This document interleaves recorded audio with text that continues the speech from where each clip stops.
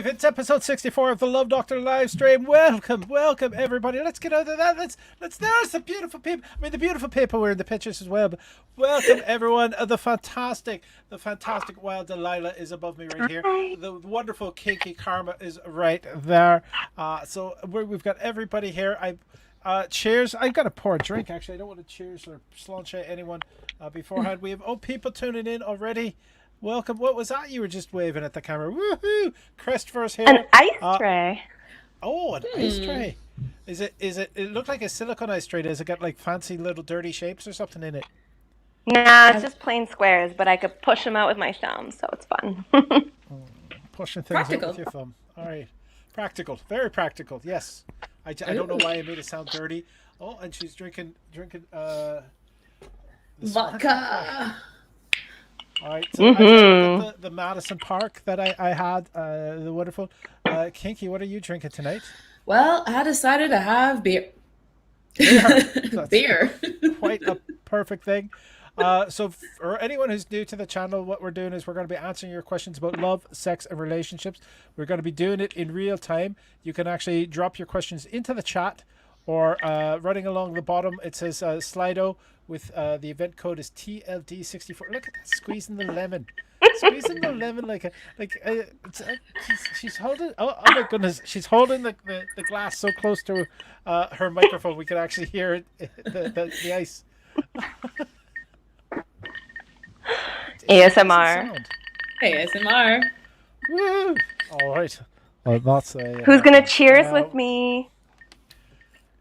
Cheers. Slanche to everyone that's out there as well. Oh, I might want to have stirred that up before I took a big sip. Detail. There we are. We've got people coming in with we got Christopher. There's ice. It feels like the room has gotten a lot hotter. Yes, it is. I want to point out this is something that comes up on occasion. There's two people in this chat that have seen the movie The Commitments. So someone is following behind. So we've got to make sure that movie gets seen. just notice the eyes. Innocent, yeah, the innocence there, the absolute pure as a driven snow innocent. Innocent. Wow. So we do. I don't hear that a lot. That's a very nice way of hiding stuff, looking innocent. You get away with a lot, I imagine. Just with that little looking up thing. See, I can't even look up. I just kind of go like this, and it's not. All right, Christopher saying it's a brilliant film, but was hard to watch when I was in a band at the time, going through the same arguments. Yes. For a lot of musicians, it's also very hard to watch because of how quickly the band gels. They seriously they gelled very quickly. It only took one electrocution. There is. Sometimes all you need is a bit of electricity. Sure, a bit of a spark. So this is where you go if you want to ask any anonymous questions. We have a number of anonymous questions already. Should we get started? It's weird. It looks like we have low numbers in, but I know that we have a number of people who have told me that they were going to be tuning in. So this is all here. But should we get started, or do you want to say what's about your week? There we are. Lusty Onyx is going well. Delilah, big kisses. Thank you, baby.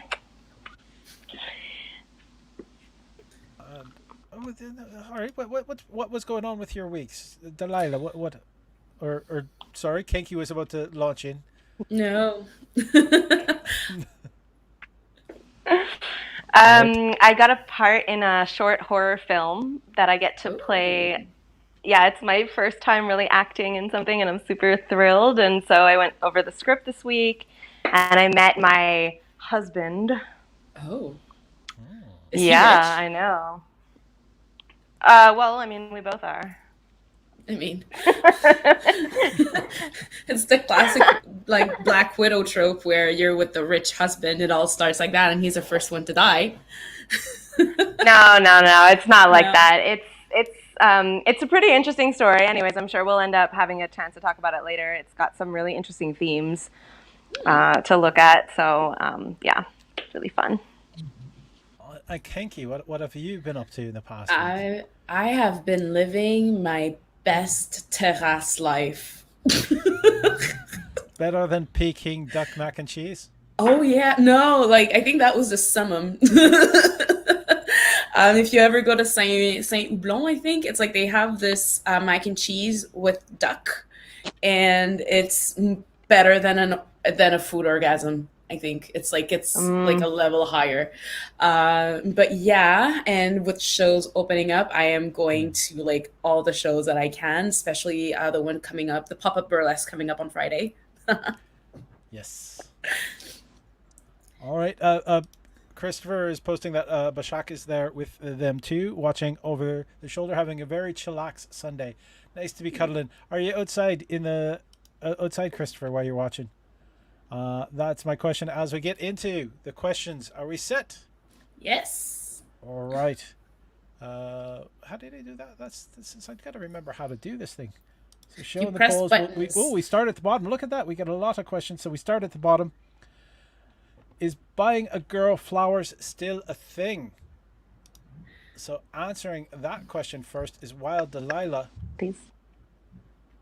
Please don't freeze. Yes, there we are. Oh, great. I had some technical issues, so I didn't actually see it. Oh, it says What was the question? Is buying a girl flowers still a thing?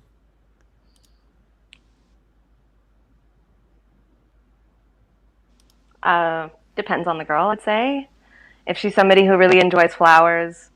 Personally, I prefer when they're still alive, so I don't like flowers that are cut.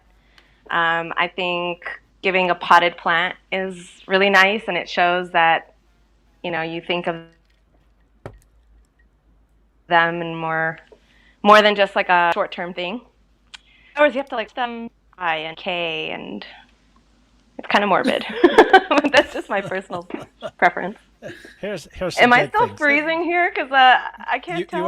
are jumping. You know the little trick to maybe just improve the quality is just drop go to cam mic and you know what to do. All right, Kinky.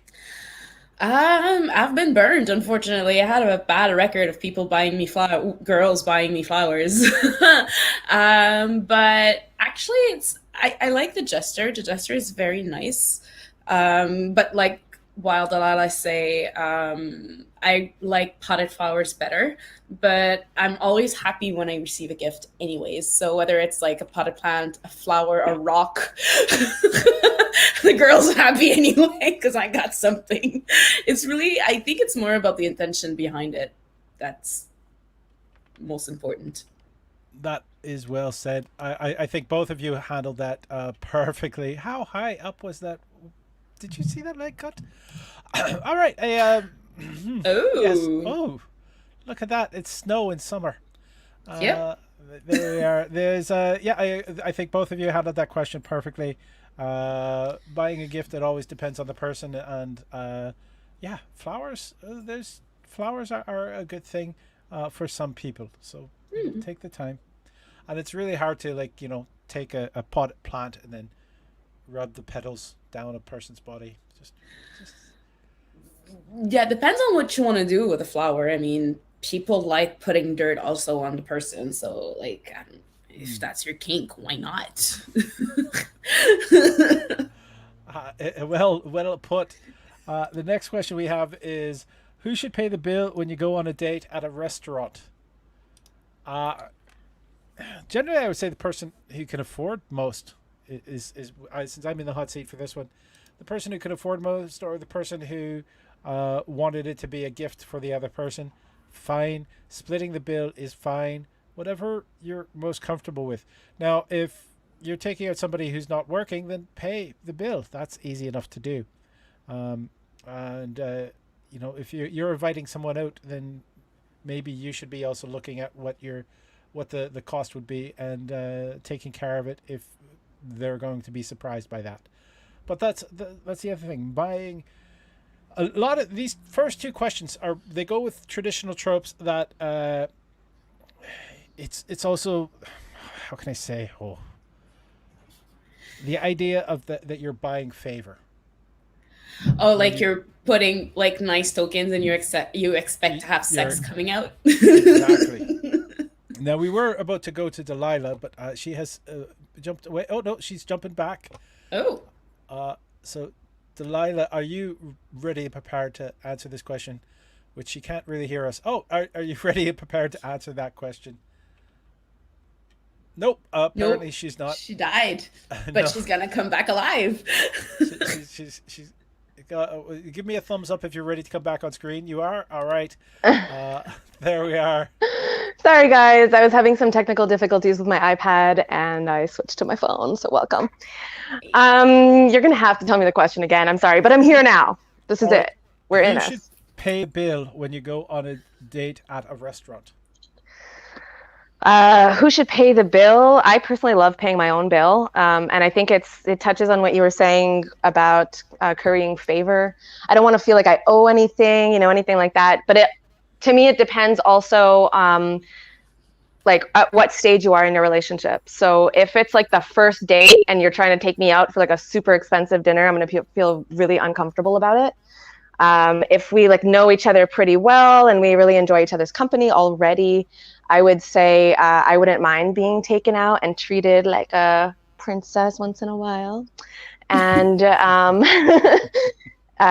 it has to already be an understanding, that you really respect each other and that it's not trying to buy attention or buy love or any of that stuff. Like I will identify the bullshit immediately. Yep. I am all for the person that invites the other person. Having been on both end of the spectrum, where I will ask you out on a date, where more than often than not, honestly, I expect the person asking to pay if it's a date, especially since they're the one deciding where you're gonna go. So if you decide to take me out to the Ritz, there's no way in hell I'm gonna pay for that. So you're gonna pay for my food. I like that. And depending on if like I'm pissed at you, I might have the most expensive shit on the menu just because I can. However, about the whole token, usually what I would do when those types of dates would happen is that I would make sure that I would be able to get home on my own.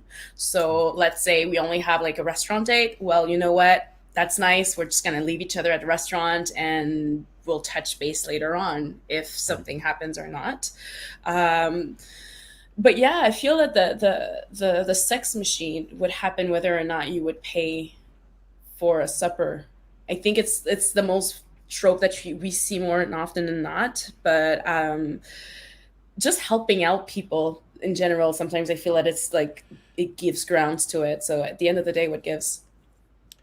It's that's the thing is you should never, like, giving should never be with the expectation of receiving anything. And that comes with on so many levels, but you see that with especially like 80s movie tropes. It's like, well, I took you out to that fine dinner, I'm deserving a little something. No, you're not, fucker. You were deserving. Well, yeah, you deserve something. Yeah. You deserve something. You had my company. You were able to indulge yourself in the beautiful presence that is my godly self. So that should be enough. Ooh, that was so sexy. I love how you just said that. My godly self. I'm totally stealing that. Is mentioning restaurant Marxism policy, from each according to his ability, for each according to his needs. And if you've got the money, then you should pay. And yeah, definitely that's it.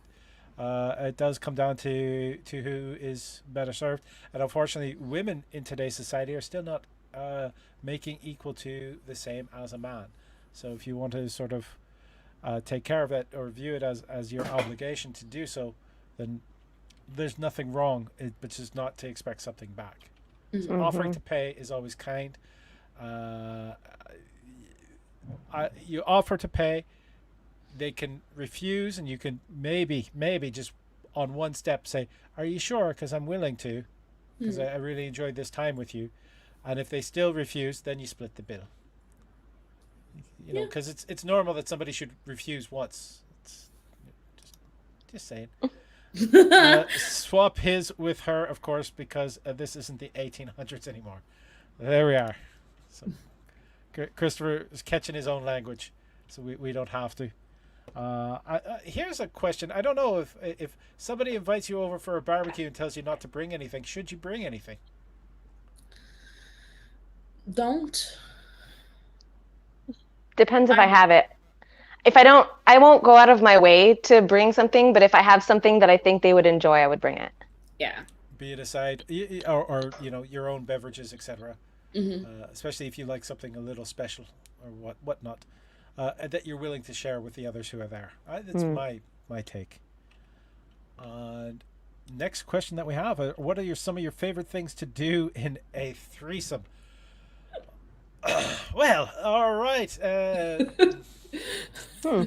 Here I am on the bottom, but the first person who's going to answer is Kinky. My favorite things, I like it when it's organic. I hate it when it's planned. I think one of the worst experiences that I had, I felt like it was a script, and I'm like, no, I am not doing a porn. It's like, so I like it when it's very organic. So, and I'm with my partner. I usually have that, and we're pretty much a dom. We're two pleasure doms, so we are. I really like it when the third person likes to be pleasured and just wants to be pleasured, basically. A little pillow princess or starfish. Oh yeah. All right. Misty is saying, good evening, lovely people. So welcome, Misty. It's good to hear from you as well. Hi. Christopher is also mentioning barbecue. Someone asked not to bring. It could be for dietary or allergy reasons. So asking first is probably safe or wise. That's a very Interesting. good point. You don't want to Yeah. bring peanuts to a barbecue where somebody's going to be hyper allergic. And so that means it's your answer to the question. What are some of your favorite things to do in a threesome, Wild Delilah?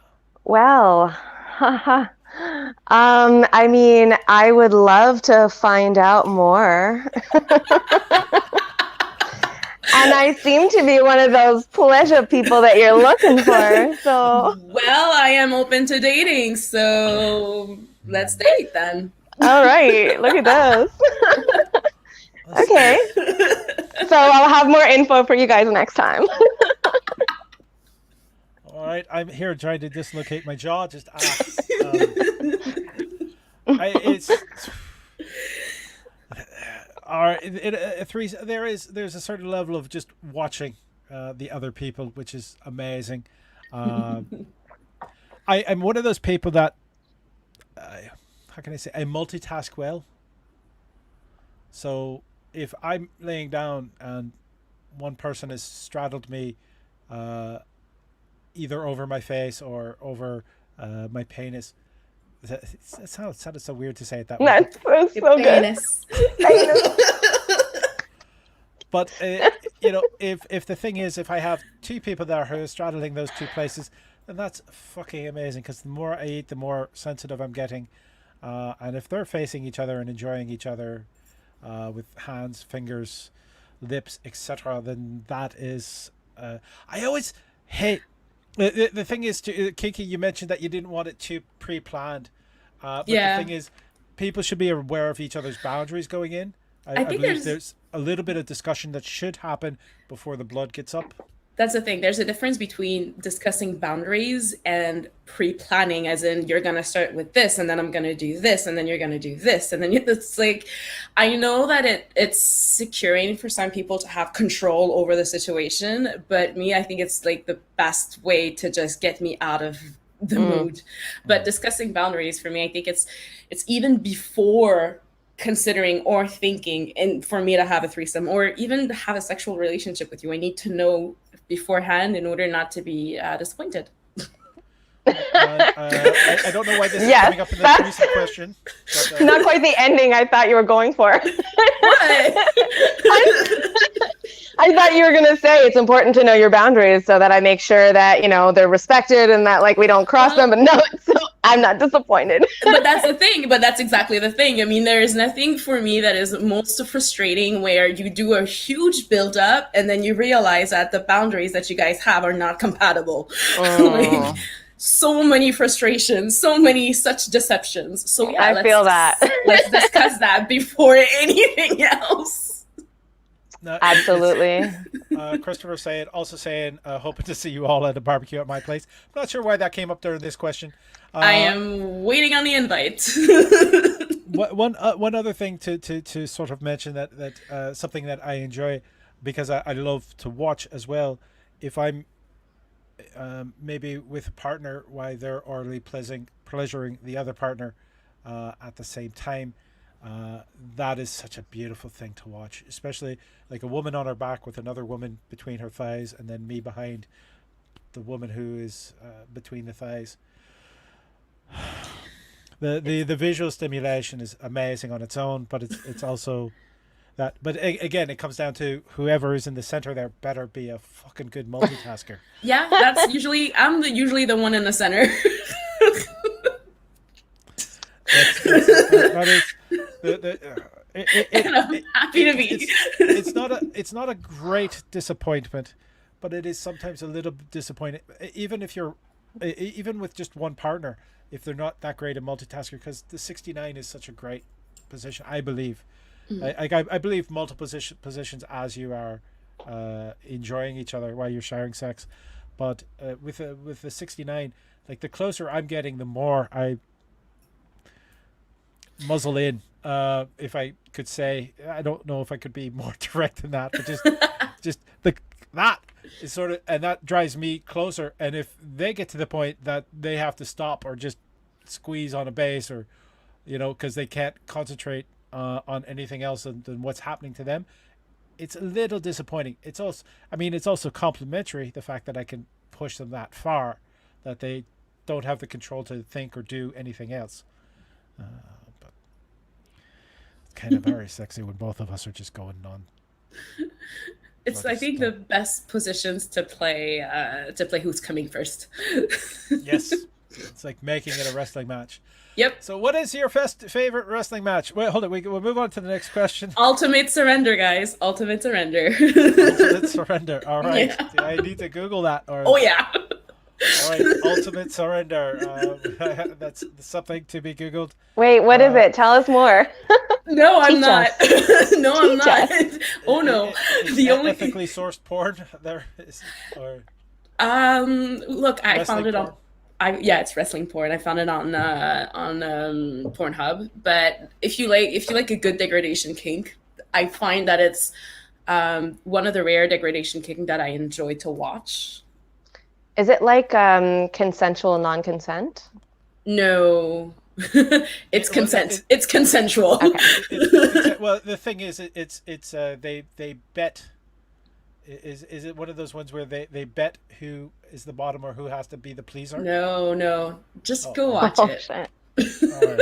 Go watch Okay, it. wait, I need a pen. Who's going to get me a pen? One very funny story, because I LARP and we were in this post-apocalyptic environment, and it's adult 18 and plus. And we're playing Wastelanders, and one of the scientists, one of the dudes were there and is like, "Oh, what's your favorite sport?" And we're like, "Ultimate Surrender is our favorite sport." And they were like, "What's that?" It's like, "Go Google it." Did they? They did. They did on the event. For some reason, I don't quite understand. They had internet. So the next day when they saw us, they were like, uncomfortable but mildly aroused. Do I ever? But yeah. All right. The next question that we have is, how awesome is it to be going to the next Vaudeville show with two gorgeous women, other than the obvious, very awesome? I think I know who wrote that one. And I'm going to just say, very awesome definitely covers it. It is a delight. It'll be a delight to see you, and it'll be a delight to see both of those fantastic women there. And we're very happy. I think we're on the edge of being sold out. So if you haven't gotten your tickets yet for the Vaudeville Variety Show on July 21st, the reopening of the Wiggle Room, please think about getting it soon. Now, Miss Kinky Karma, what are your thoughts? Well, if luck is on my side, I might have a very handsome gentlemen, but I wouldn't mind having beautiful ladies. But yeah, I'm so happy that the vaudeville is like back on it. I might actually be on it one day soon. Yeah. I just need to get my burlesque ass up my chair and start doing stuff. But I'm just so happy that it's back. It's such a staple of Montreal and the Wiggle Room, I find. This reminds me, I need to speak to you, Wild, after the show. Oh, okay. So, Wild, Yes. what is your answer to the question? How awesome is it to be going to the next vaudeville variety show with two gorgeous women? Other than the obvious, it's very awesome. It's so awesome that it would be like if I suddenly became an astronaut and was able to travel all the way to distant galaxies and be able to come back in time to tell my family all about it. Fantastic answer. Christopher Murtaugh saying, so looking forward to being there. I do not blame you, because you're going to have two fantastically beautiful and amazing women on your arms. So I'm one of them. Right, I'm one of them. Can't wait to see you on Wednesday night. I know. I'm so excited in person. Like, what? Yes. I want to point out the fantastic. All right, well, Delilah, your analogy that you used there was, all right. For those who are not familiar, I'm also an actor, and I had the chance.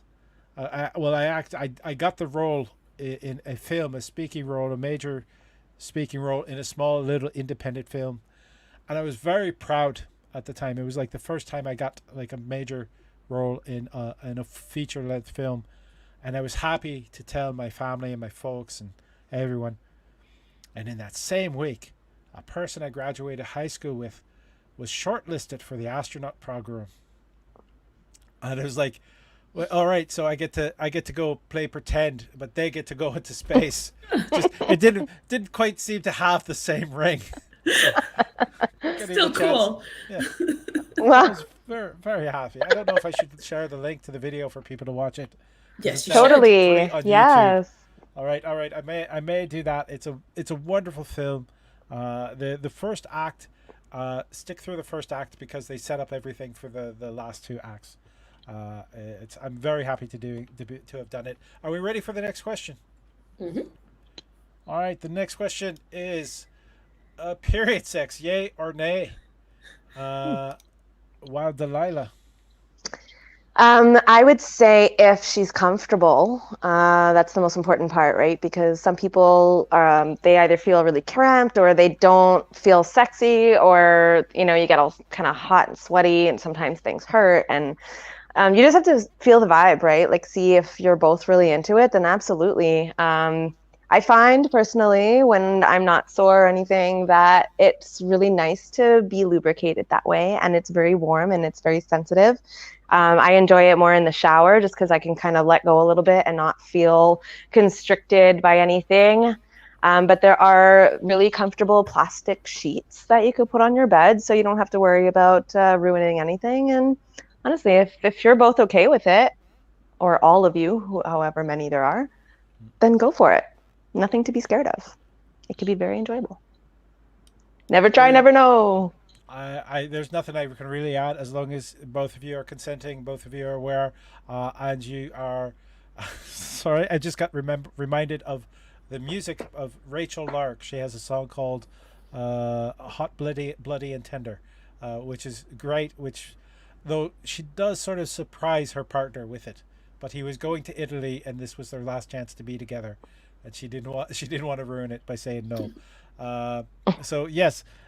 Consent, the idea, the fact that people tend to be more sensitive at that point in time, but just as long as the person isn't self-conscious. Kinky. It's a no for me, but I don't mind playing on the other person if that happens. It's just because I find that blood is very drying, so it hurts. So I don't personally like it, but if it's the other person's jam, I mean, I got fingers. Sorry, I really shouldn't have said that. Sorry. You do indeed. You do Indeed. Indeed. Yeah. Very much. Indeed. And the thing is, it is also a very, very clean blood. So if anyone is worried about going down, it is not unhealthy. Misty is saying, "Woo, the vaudeville show is sold out." All right, it is sold out. Nice. So way to go. We are Wow. still like over a week away for that. And Amazing. from personal experience, I've known women that are self-conscious about period sex. Just saying, there are men who are actually okay with that. It's nothing to be worried about. Again, a lot of that comes into societal training. That people are told they're dirty or whatever, but you're not. It's a biological process. It's normal. And that's sort of just what gonna. You are alive because of it, so Yeah. you're welcome. Well, you're alive because it didn't happen at a certain point. Yeah. We So- prepared for you. Generations of women throughout Yeah. millions of years have prepared You're for the you. proof that one uterus didn't have a temper tantrum for 9 months. Oh man. Yeah. Because this is how I call it. Like the uterus having a temper tantrum, like destroying the walls and going, I was running for us. Yeah. Just picture somebody like ripping Yeah. down like a floral wallpaper. Just Yeah. Oh my god. It's like I've been working hard for an entire month and it's completely useless. Thanks a lot. Have Yeah, that's food. why you're gonna be bloated and you're gonna feel your feelings even more. Could also be a celebration. Yay, another month, no baby. Oh, yeah, well, it is. Dance, I've had my scared and I've never been so happy not to be pregnant.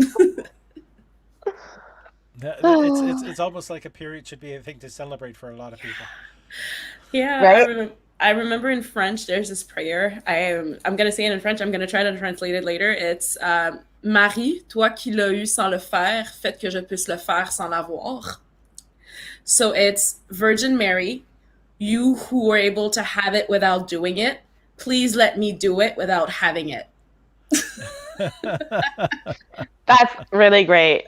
Seriously. That should be on a t-shirt. Can we make that on a t-shirt like right now?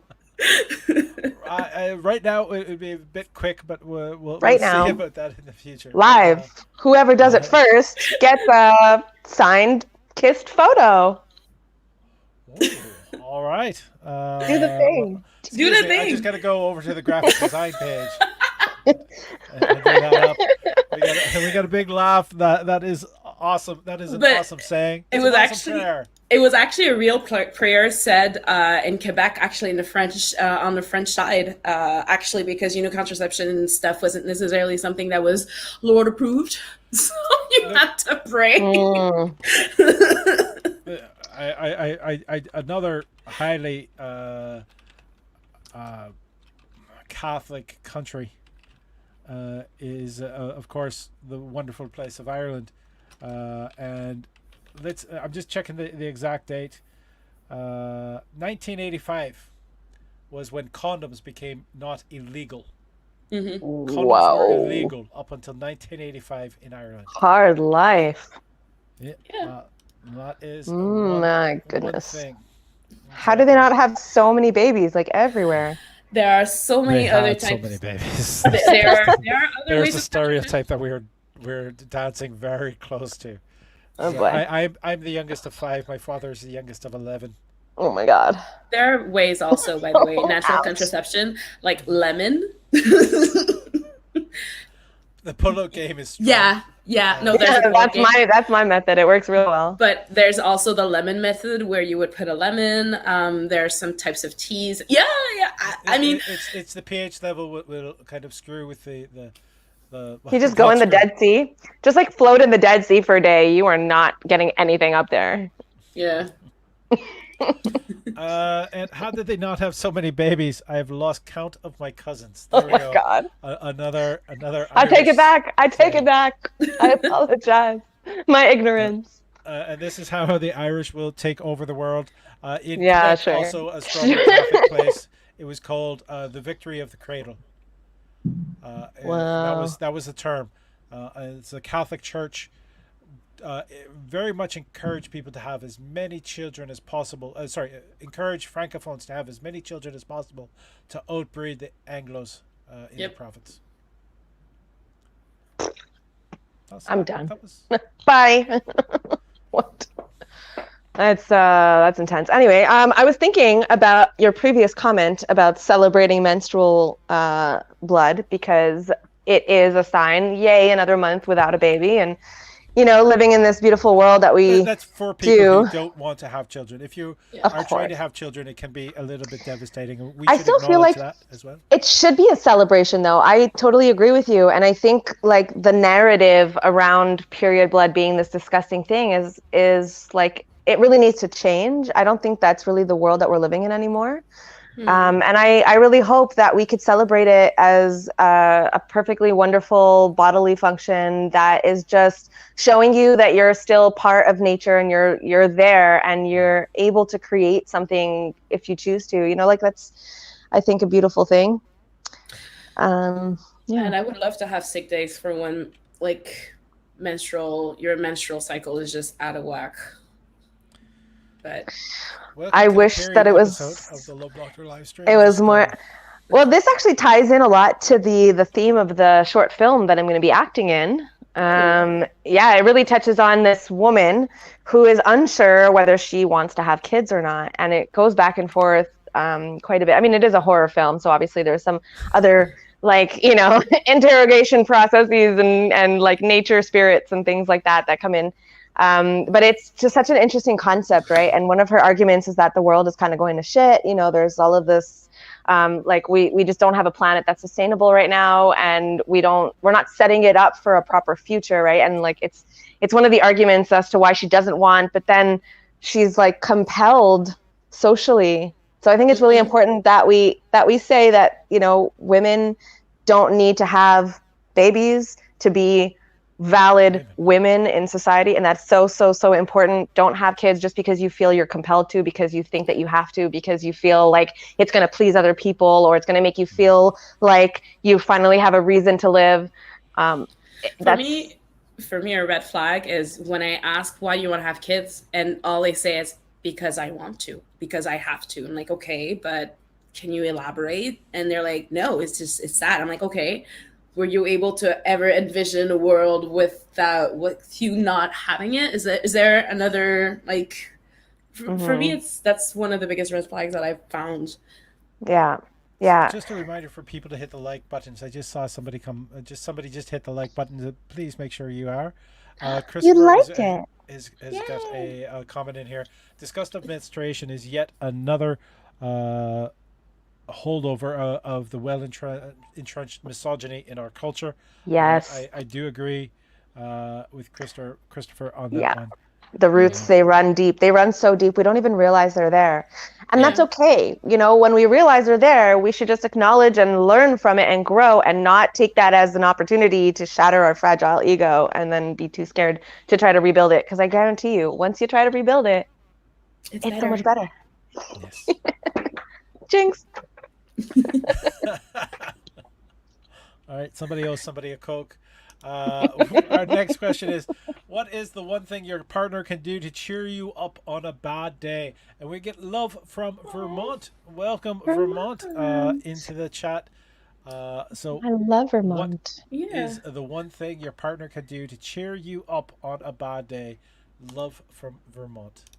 And that is Kinky's in the hot seat. I remember once I had a very shitty day and my partner brought me a bottle of wine. Meant to my own heart. But honestly, just make supper. Like, the chore that she always does, just do it. Like when they just do it and I go home and like there's nothing, like my normal routine of me making supper and stuff is already done because you've ordered out or whatever. It cheers me up. So yeah. Point taken.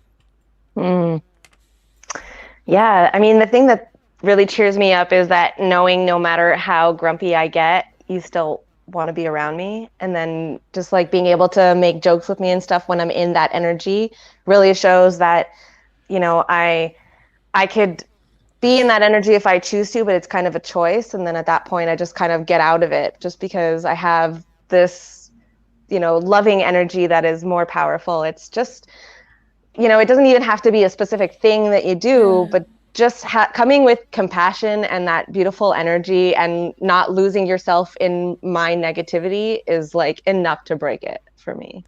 And then I just like can't help but laugh, and then I'm like, oh, stop it. I cry. That's usually the circle of things. For me, it's I mean, there's a fine line. It depends on why I had the bad day, but like to be given a little bit of space, but also, as Kinky had mentioned, doing something that I would normally consider a bit of a chore, having that done for me is great.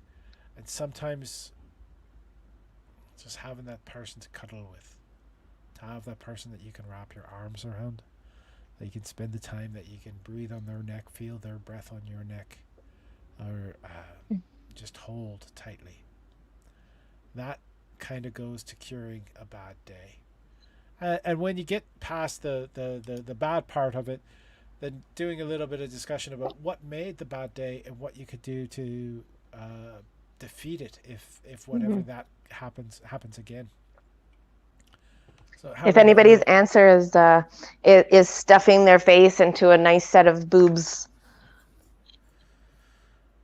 Yes, stuffing my face into a nice set of boobs. I hope that would be somebody's answer who's with me. That I hope they're like boob people. My boobs, They're yeah, not my boob boobs, people. my boobs have comfort a lot of people. Like in French, there's this. I don't know if you guys watch French television, but once there was this like French ad where it's like les sources naturelles de réconfort. My boobs are a natural source of comfort.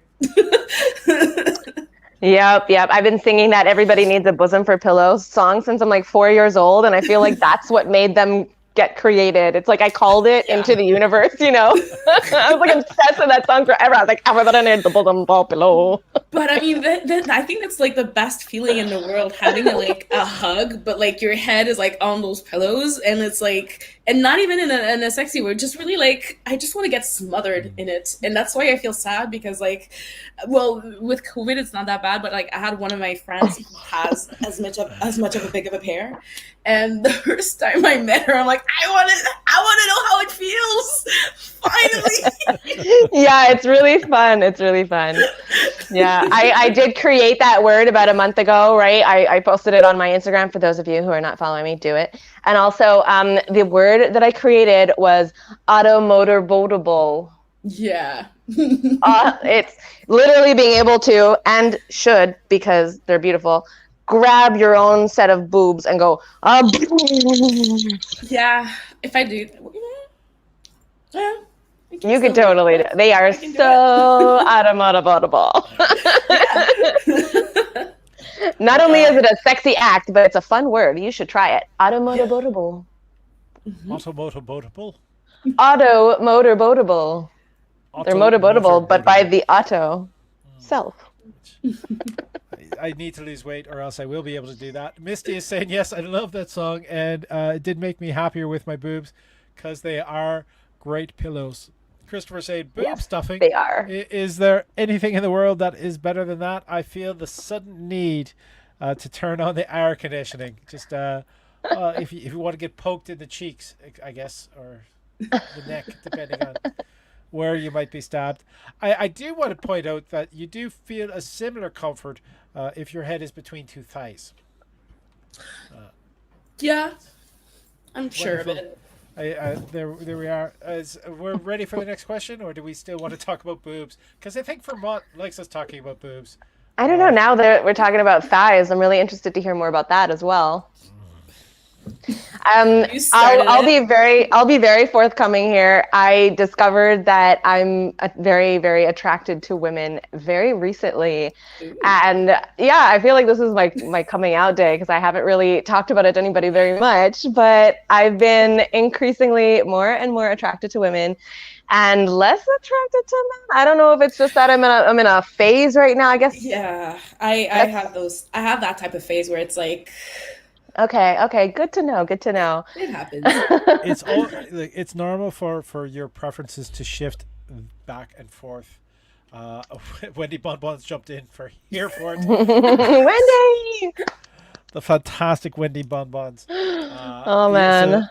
So these are things definitely I mean, I believe orientation is a spectrum, and people can move up and down that spectrum very easily. It's being interested in the person, I think, is the key. I think Most you're definitely the key. right. I think you're right. And I seem to have a very close affinity with a lot of women just because I like to question a lot of things. And for some reason, in my experience, I find that women are more open to exploring things that they're not comfortable with. I don't know if that's something that you guys have felt. It depends on whom. It depends on whom, actually. It very much, I think, depends on him, because being of a certain age and dating people of my age, there's some people who know what they like and they don't want to vary off that road. Okay. But then you meet people who say, well, this is what I like. What do you like? And what else can we try? And those are usually the most fun people to be around. So I don't know. Did I just share too much? I'm not positive. You never share too much. No, if you think don't. You share too much, that means that you haven't had enough drink. So drink. And it also means that Kinky and I are sharing way too much. Never. Which we are not. So. Never. Definitely not. Misty is going, oh my God, Delilah, feeling the same way about feeling more attracted to female presenting people. I'm still super attracted to male presenting people, though, as well. So, sorry, I don't know if I got the right number of ahas in there. But definitely, I think it's also springtime. It's springtime. I think it's summer. It's summer. Sorry. COVID thirst, guys. COVID thirst is a very real it's thing. Real. My manager posted something on Twitter about the fact that he had been saving up all the hugs over COVID, and now that he's got the double shot, he wants to make sure that he gets all those hugs out to good homes before they spoil. So I don't blame him on that. Christopher is saying, I know someone who is totally okay with women feeling more attracted to women at times. Misty Portugal saying, thanks, Love Doctor. You get my laugh. I love it. I made it sound even more awkward at that point. Where's your mask and cape? There we are. Let's get hug slut trending. Hashtag hug slut. Let's get that hug out there. Slut. That's a good one for a t-shirt too. Hug slut. Right after the prayer, like under the prayer. Hashtag hug slut. Our next question that we have is, what are your favorite pleasure enhancers? Creams, toys, visuals, or auditory? What are your favorite pleasure enhancers? Creams, toys, visuals, or auditory? I'm in the hot seat. Fuck. All right. So, auditory does it for me as well. I love. You know what? I'm not crazy about a partner moaning, but the noises they make when they're trying to hold back a moan, and that. Thank you very much for that adjustment, Kinky. That was just. Yes. All right. You started it. I'm happily distracted. But hearing my partner trying to hold back the moan, trying to resist at the same time, but still going forward. The only problem with that is sometimes if the thighs are against my ear, I have a harder time hearing it, so they have to be a little bit louder. And I encourage them to be a little bit louder at also that just point. widen the thighs, but I mean, there's a certain level of comfort of feeling them right there. It's just like if they feel the need to sort of clench so I can't hear the stereo, I'm not going to complain. There's a lot of things. Scent, like to smell arousal, like somebody very fresh but aroused.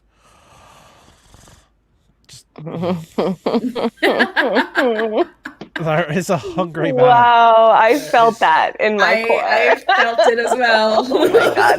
The rumble. Jesus. Yeah. Honestly, I can't think feel my tongue, but I can do that. Sorry.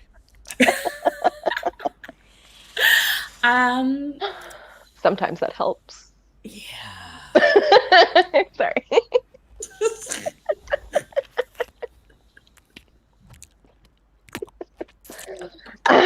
Okay, gonna Okay. Whew. So Yes. apparently it's auditory. All right. Yeah, indeed, I am very auditory. I love a good visual and I love sound. And I like genuine sound. Because unfortunately, I know that people fake because society. But nothing turns me more on than right now a woman, because I mean, let's face it, this is what I want to eat right now and I cannot for various reasons. But for me, there's no better sound than a woman enjoying what I'm doing and letting it known to the world. So no restraint, no nothing, like just go at it, and who cares? If anything, we're giving visuals to the neighbors, so I don't care. Or auditory to the Oh. But the visual is so it's a nice mix of both. This is nice. This is nice. I'm enjoying this. nice, very nice. Yes, I like Very, this. very I like this a nice. lot. I am one of those people that tends to make some noise. So I I personally make like noise. I make a lot of noise. Yeah. I like making enough noise that it compels the person to want to shut me up. I won't. So It's the thing. I don't. It depends on the location. If you're in a movie theater, oh. Yeah, I mean, I guess for me, some tools that I really like would be like restraints, things like that, because I do tend to like to fight back a little bit, and I'm quite spry. So if you don't want to be thinking about 15 things at once, it's best to just tie me up. Or just hold your thighs. Or You just could try that, but I'm telling you, I'm spry. I mean, holding thighs and having your mouth sucking exactly at the right place, you will stay where you're supposed to be. we just got a couple comments I want to get in here. Christopher is hoping to be reincarnated as a headphone cable, seeing where both of yours are resting so comfortably. Danny de Belfay is there. Yay! It's Kinky. Well, Delilah, so stoked to see you all. Well, Delilah, your giggle is infectious. Thank you. Okay. Let me, I really should check the records. Have you two ever been on the show together at the same time before? Yeah. Yes, you Yeah. have. All right. Towards the beginning. All right. And Yeah. we also did the Polystyled episode together. Yes. And Danny has been with Kinky, but has yet to be with Wild Delilah. So that is, we're hoping to have that fixed, or Danny's alter ego to fix that at some point. Oh, we're doing it. We're doing bit it. of shimmy. I love that so much. In last episode, when I was watching, oh my God, Misty and Winona shaking it, and I was just like, I had the best time watching the show. So I want to give you guys that same feeling. And also, I wore this fringe today. See, check it out, the fringe. The fringe are nice. Guys, just to say, okay, a big shout out to Butterscotch Blondie. I saw her today at the Arabesque Burlesque Studio. They had this amazing garage sale where they were selling their old stuff, and I managed to get this amazing bodysuit that she nice. made herself. And check out how high-waisted it is here. Yeah, it's cute. Mine is not as high-waisted, but still, for a where did I buy that? At Senza. It's actually quite nice. Lovely. Oh, guys, you're so lucky. I think, sorry, just to say, lucky. This is the lucky. This here is the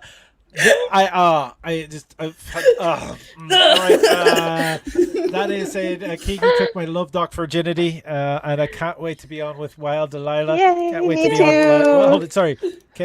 Let me get that right. I can't wait to be on with Wild Delilah, because I immediately I for a second there, I misread that as saying I can't wait to be on Wild Delilah. I mean, I be do for a get surprise. that. I'll take it. Threesomes. We were talking about. Yeah, I don't mind. I'll take it. Come over. Missy is saying, "Oh my God, that bodysuit, girl! All right. I wish I was wearing mine. All right now. Go put it on. Go put it on. Be with us. No. Do it. Definitely be with us. Oh no, we are out of anonymous questions already. What the hell? People, you are out there. The anonymous question, the link is just running below my fingers here. Look at that. Look at Come on. What are I you can see how doing? people could forget to be typing. I mean, How that's the joy. rude. I mean, that's the funniest part of having big boobs. I don't need to do a lot, and they shake. It's like it's amazing. It's like. Yeah, no, like honestly, if you ever bring me skinny dipping and if you think you're gonna have sexy time, it's not. I'm basically just gonna play with my boobs and be Oh like, my God, me too. That's my favorite part. I call it the jellyfish. I created this move based off of the Super Mario world. You know, the jellyfish is just like. So I do that in the water. I'm like, and I just watch them floating down. Like, No, me, it's like, oh my God, they float. They like swim.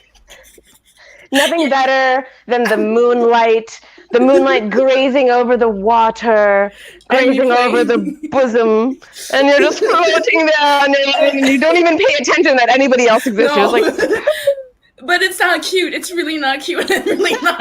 Honestly, that's the worst part. Because I mean, oh my God, I love it. I've been skinny dipping with a few of my friends, or like being in a spa where my top goes out, and a lot of people would like expecting me to be like all sexy and like, no, I'm playing with them. They're cute. They're fine.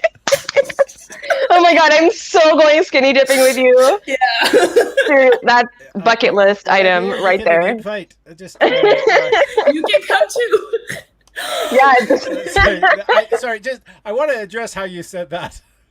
What? You can come. You too. can come too. You can take it in any way you want to like it. Like you can take that anywhere and in any new direction that you want to go with this one. All right. Feel free, if you want to be non-anonymous with your questions, you can drop them in the chat, or the anonymous thing is running along on the bottom. Danny's saying, Kinky, I'm so jealous of your breast, and you are glowing. You look fab. So absolutely fabulous. Thank you. Oh, so sweet. Totally true, by the way. Thank you so much. You Definitely too. true. Both of you are amazing.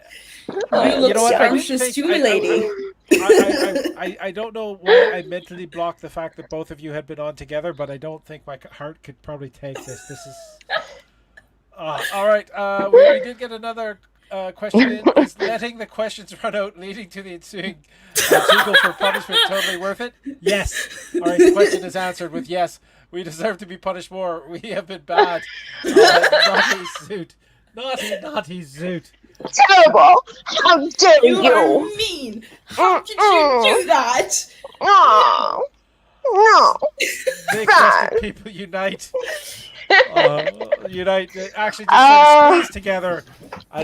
What were you about to jiggle there?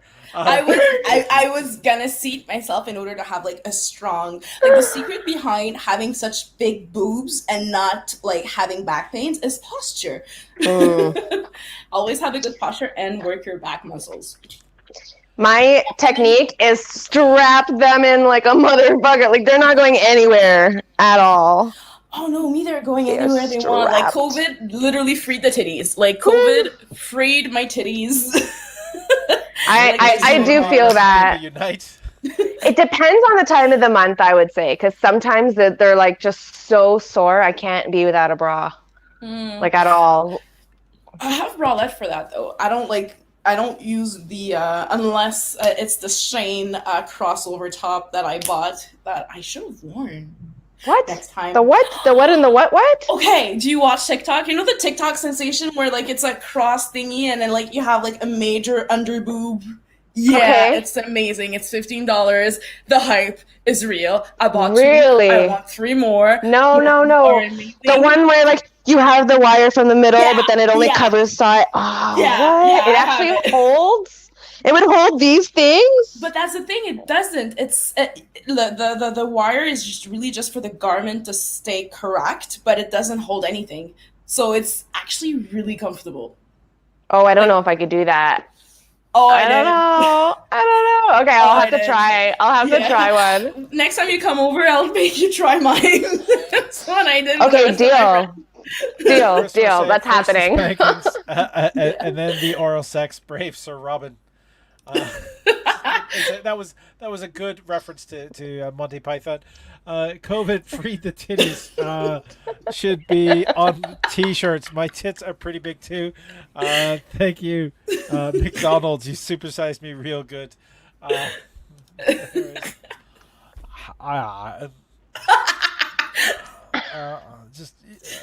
you okay? Oh, blood pressure is dropping. There is. That is so sad. Oh no, it's blood pressure is higher in other areas at this point. Come on, guys. Thank God you have two brains. Yes, I know, but one is sort of taking over at this point, and he doesn't speak so well. There is. So please, any other questions that we are going to go in? There was something that. What was? All right, we're going to get into this. If you ever need a guest host, Mr. Doctor, how does one audition? We have that. I don't know. I just think I'm the luckiest man in the world.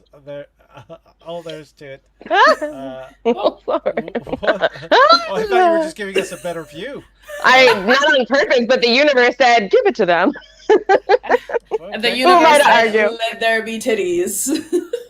COVID free the titties t-shirt. Oh my god, bras suck. I only wear them to catch the boob sweat. I got crop tops for that. It's so real. I have seen internet discussions about this. Do you think now post-COVID with people going out that less people are wearing bras than they would have felt obligated to? Yeah. I think so. Because we spent a year being at home and a lot of people being in relaxed clothing meant that they were not wearing bras. I don't think so. To be honest, I feel like after you're stuck indoors for like a year and a half and you're finally able to go out, you're putting on the best dress.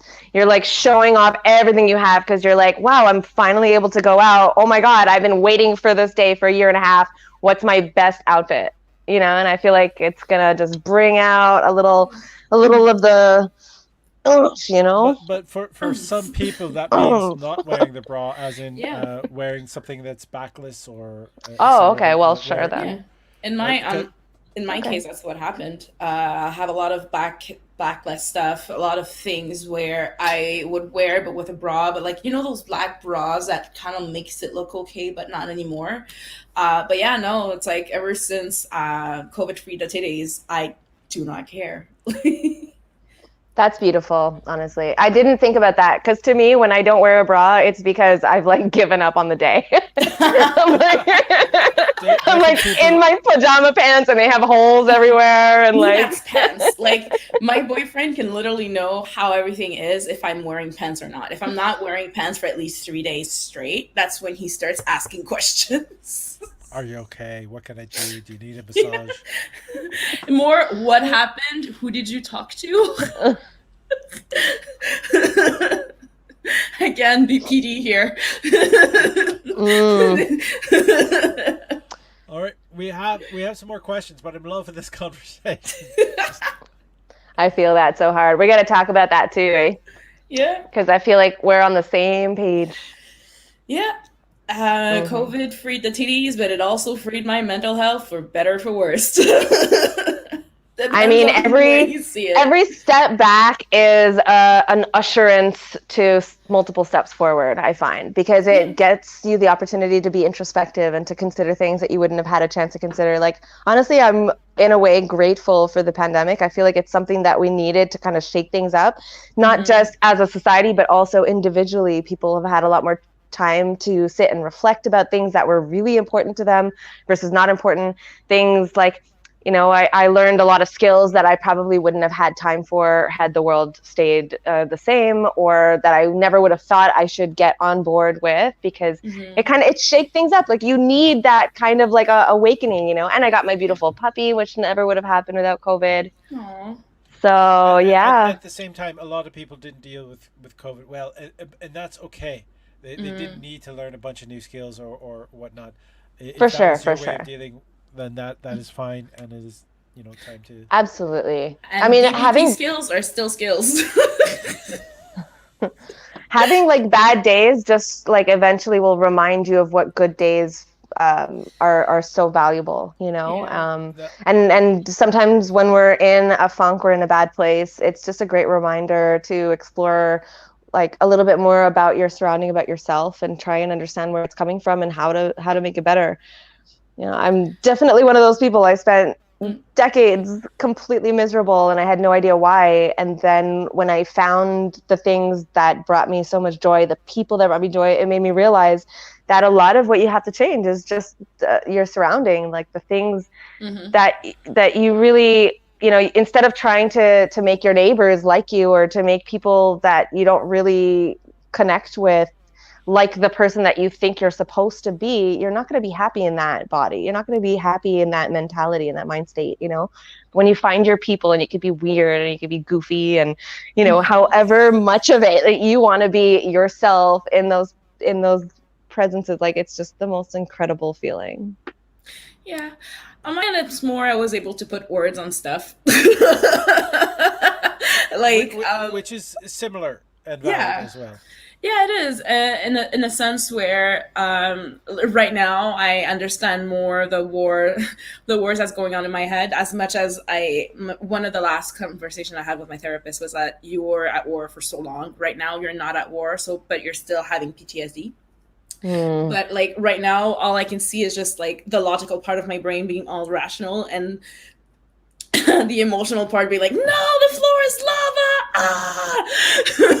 I get to see it now, which is fun, but not so powerful. It's so powerful. It's like you're in that journey of like self-discovery and recognizing all the different aspects and stuff, and it's so important. Like, one day you're gonna look back at this and be like, fuck, that road was hard, and God, it brought me to the most amazing light. Like, I'm just going to jump ahead with one of the comments here, and I'm going to jump back.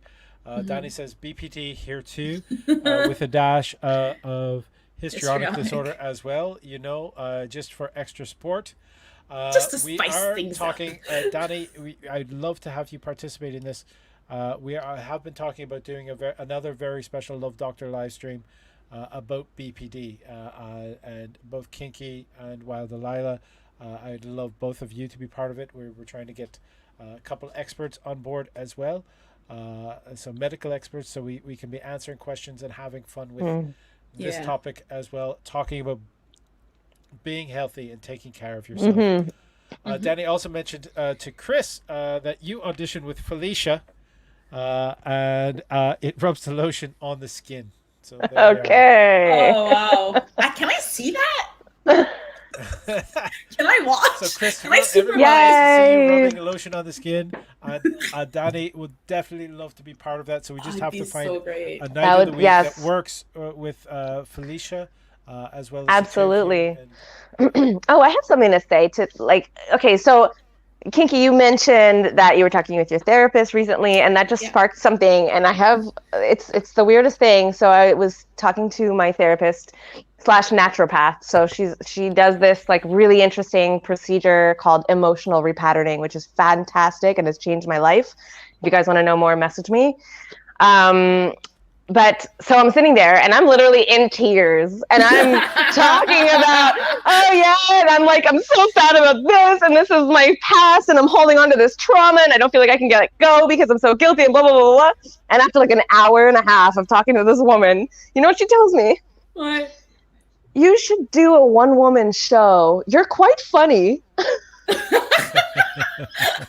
She's like, I'm a fan. I was like, wait, if you're a fan, does that mean I'm super crazy? Or like, I don't know. Like, Have you ever had that moment with your therapist when you say, I said something completely out of, I think it was about my childhood, about how, like, I don't remember what it was, but it was bad enough for the therapist to look at me and be like, "What?"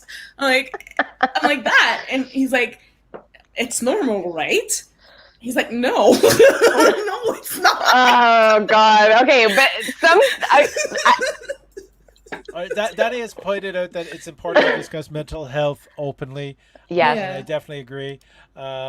Christopher's returning to Danny, hoping to see you with all the TLD guests at my place for barbecue, either as Danny or Felicia. You choose. We love to have you, either of you.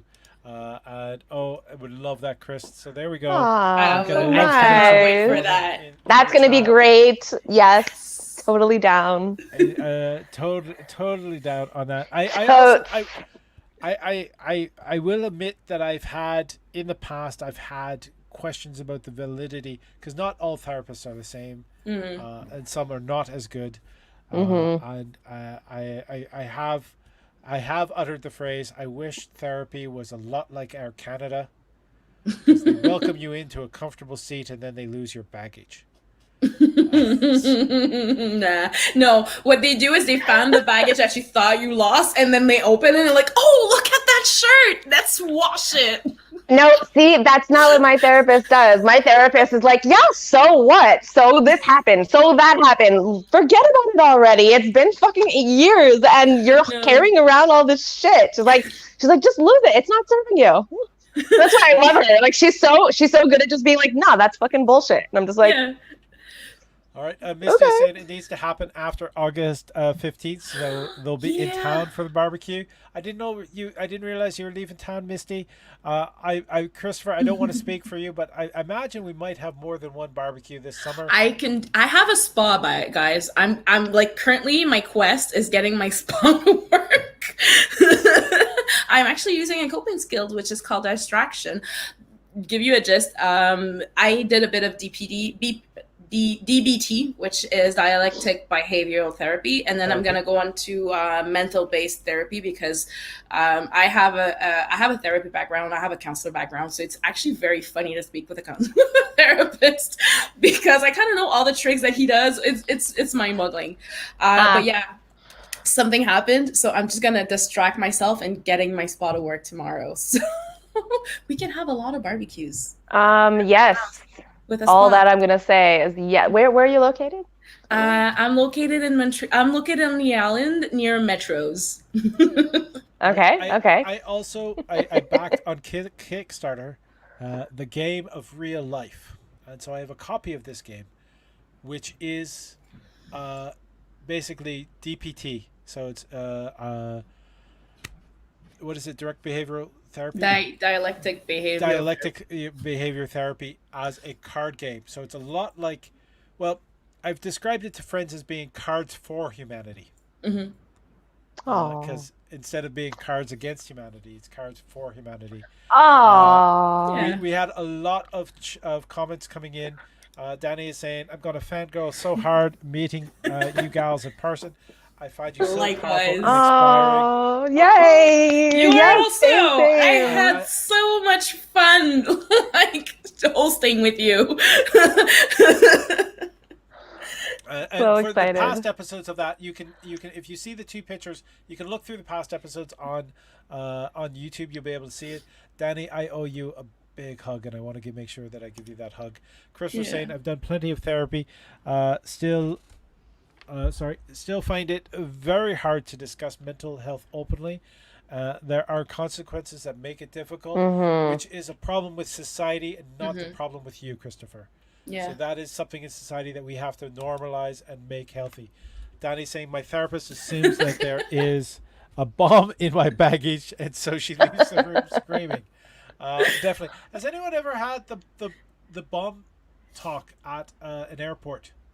No, I did not. All right. I got placed in a sort of like an alcove that had diamond steel plates all facing me while they stood, so they couldn't actually see in my luggage, and they had me open up the luggage only to find out that I had a cuckoo clock the one that I had bought in this Oswald of Germany, and it was in my luggage, and because it was like had the big metal cylindrical weights, they wanted to see what it was, all these clock parts. All right, Misty, we can find a way to make it work, including more than one barbecue. So there we go, Misty. I'm in Newfoundland from July 26th to August 15th, and I'm so excited. Yes. And while you're in Newfoundland, make sure that you talk with Wendy Bonbons. Wendy Bonbons is based in Newfoundland right now, and she's doing some live shows. So at Misty Pochurko, we'd love to have you too. We will find a way. There we are. We are like nature in Jurassic Park. We will find a way. We always find a way. We always find a way. Yeah. We've got a few questions here. I'm sorry, I don't want to run past them. Is that the right one? Questions. We did the question about. Yes, question. Why did I look away from the fucking screen? Excuse me if I drool a little bit during the show. You can't fucking blame me. All right, my partner asked me my hard nose and soft nose, and I thought no means no. Can you explain it to me so I can text him back? So again, the question is, my partner asked me my hard nose and soft nose, and I thought no means no. Can you explain it to me so I can text him back? Right. So the soft nose would be like if you're saying yellow, yellow, it just kind of means don't go beyond this point, but you're nearing the place where I'm just not comfortable anymore, or like back up just a little bit. And then the hard nose is like hard limits, do not pass. Like train's gonna run you over. I do want to take a point just there because she mentioned yellow. Yeah. Traffic lights is a good thing. Like when you're involved in a scene that's like a play, etc. You have a safe word, and if a safe word is uttered, then everything stops for an extended period of time till everyone has calmed down, because you've crossed a limit. Traffic lights allows you to play with things a little bit more. And one of the other things about a safe word is the safe word is a safe word, but that means no and stop are not no and stop. For some people, as Wild Delilah's with a big smile on her face, no can be a fun word to play with. Go ahead and smile. Your eyes are still smiling. No, they're not. Oh yeah, they are. Sorry, girl, they are. Your hands are smiling. Your boobs are smiling at this point. Your boobs are smiling. But might I add, however, a soft no is a sometimes it's a limit that you put, but you don't necessarily know. To give you an example, one of my soft no's is anal. I love anal. I think everybody on the show knows that I love anal. But when I first meet someone, I will not let you play with the exit store, and it's going to be a soft, because it's not because I'm not letting you now that I might not be open later on, depending on the conversations and the stuff that we have, versus knife play, which is a hard no, which is no. I am not open to discussion regarding that, no matter how much you want to try, no matter how much experience that you have. It's a no for me, like no. So I feel like your method is when you're discussing it beforehand, and my method is when it's happening in the moment. Yep. And the question was about their partner asked them in a text what's their hard nose and soft nose. Okay. And So again, it's the beforehand. Yeah. So soft nose are something that willing to discuss or seeing in the moment. Hard nose are things that we don't go into. No use discussing. No use discussing.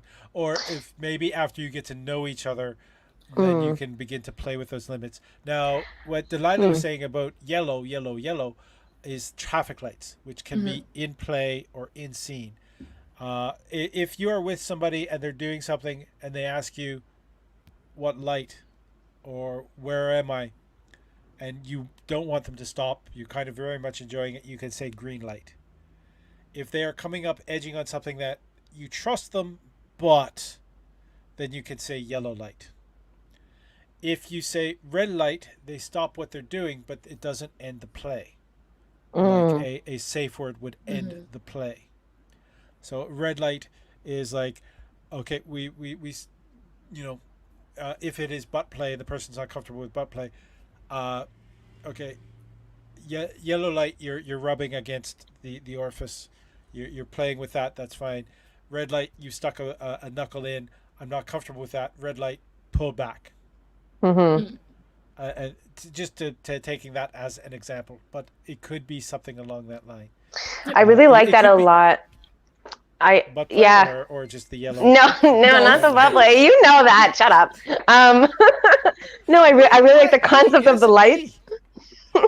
I really like the concept of the lights just because when I was younger, I would never want to say my safe word because I was always like afraid that it was going to ruin the vibe, or, you know, I didn't want things to stop. Yeah, exactly. And I didn't understand that there were multiple different ways of doing it. I guess I was too young and scared of talking about it with people. So I kind of stayed reclused in my own fantasy world until I finally had the courage to experience it myself. And it just kind of like, you know, exploded from there. So I never really had the opportunity to learn from people and things like that. And it's really dangerous if you are afraid of using your safe word, whether it's because you don't want to disappoint the other person or because you don't want to feel weak or whatever it is. Like, it's so important that you trust the person that you're doing this with, and that you trust yourself as well to recognize that having limits and saying no is a good thing. And you should really value that in yourself, and don't let it get to the point where you're like scared to do anything about it because you don't want to like upset somebody, or you don't want to feel bad or anything like that. Like, get that out of your head. If this person is for you, they're going to be happy that you spoke up. Yeah. Exactly, as well. And there's been times that I've pushed past my own personal limits because a partner wanted that. And that has left me uncomfortable in the end. But that's because I'm more dominant in nature. But being dominant means pleasing the partner, and pleasing the partner's submissive side. Yeah, that's such a good point. So. See, like from my perspective, I never think about that. That's so interesting. This is why I love having these types of discussions, because like I'm only used to having like the subs perspective. I don't know what it's like on the other end, you know. It's also important that this is I mean, the reason we're talking about this on YouTube is because it is educational to people, so people can hear these things and have them expressed and either reaffirm what they believe, or actually maybe develop a bit more empathy towards the partner or partners that they're with, and so they can understand that. We have a couple comments coming in. Christopher saying barbecue always finds a way. And someone failed to mention the safe word to Stanley Kubrick. We love you, Shelley Duvall. Yes. Oh, yeah. Shelley Duvall comes back. I love it. This is like a recurring theme.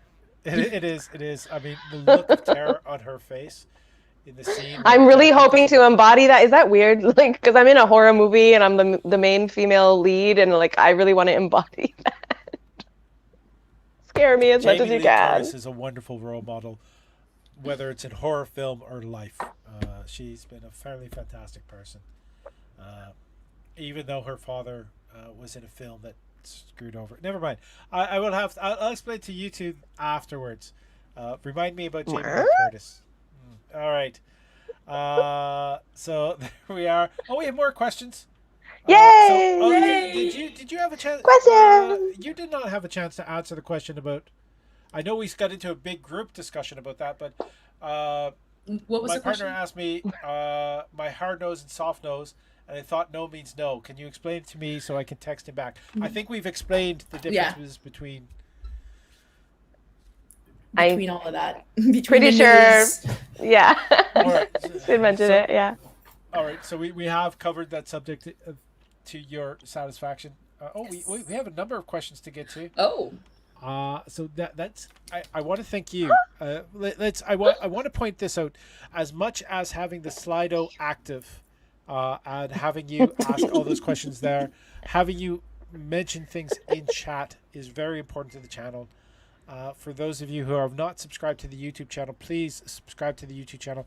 That means so much to a young channel like this, and it helps us from being buried in the algorithm by YouTube. I'm going to actually put up right now. There's the link tree is running at the bottom, And that is your way not only to donate to the channel, but to find the Love Doctor YouTube if you are watching on Facebook. So you can make sure that you are subscribed to the Love Doctor YouTube channel. Being subscribed to the Love Doctor YouTube channel means so much to this channel, and it doesn't take much on your end. So do it. Really do appreciate all of that. We have the next question we have is, where do you channel your sexual self-esteem from? Do you get nervous with a new partner, and how do you overcome the nerves? That means what, you just look a deer in a headlights there, which is fantastic because you have great headlights. What did I just say? What did I just say? How did I? That was not meant with any disrespect, but I know it's always out of a place of love. I love this so much. Oh my god, where do I get that? I don't know. I think I have like this void where actually I have a Wheel of Fortune. That's I think the best way to explain my sexuality and my sex drive is the Wheel of Fortune, where every day I go to the wheel and I spin it and something happens. So good. Good fortune, bad fortune. We'll only find out after we spin the wheel. Will I be hypersexualized or completely sex repulsed? I don't know.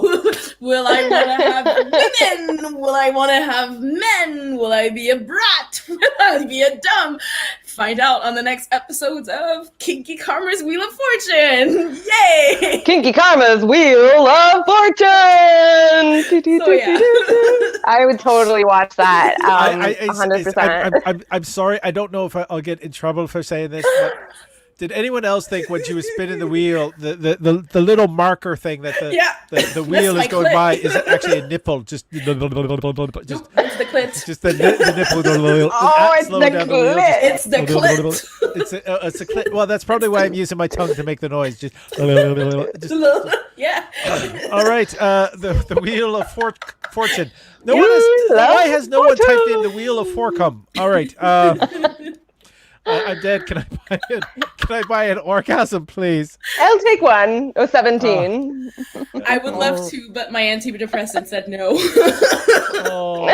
Drink water. Hydration matters.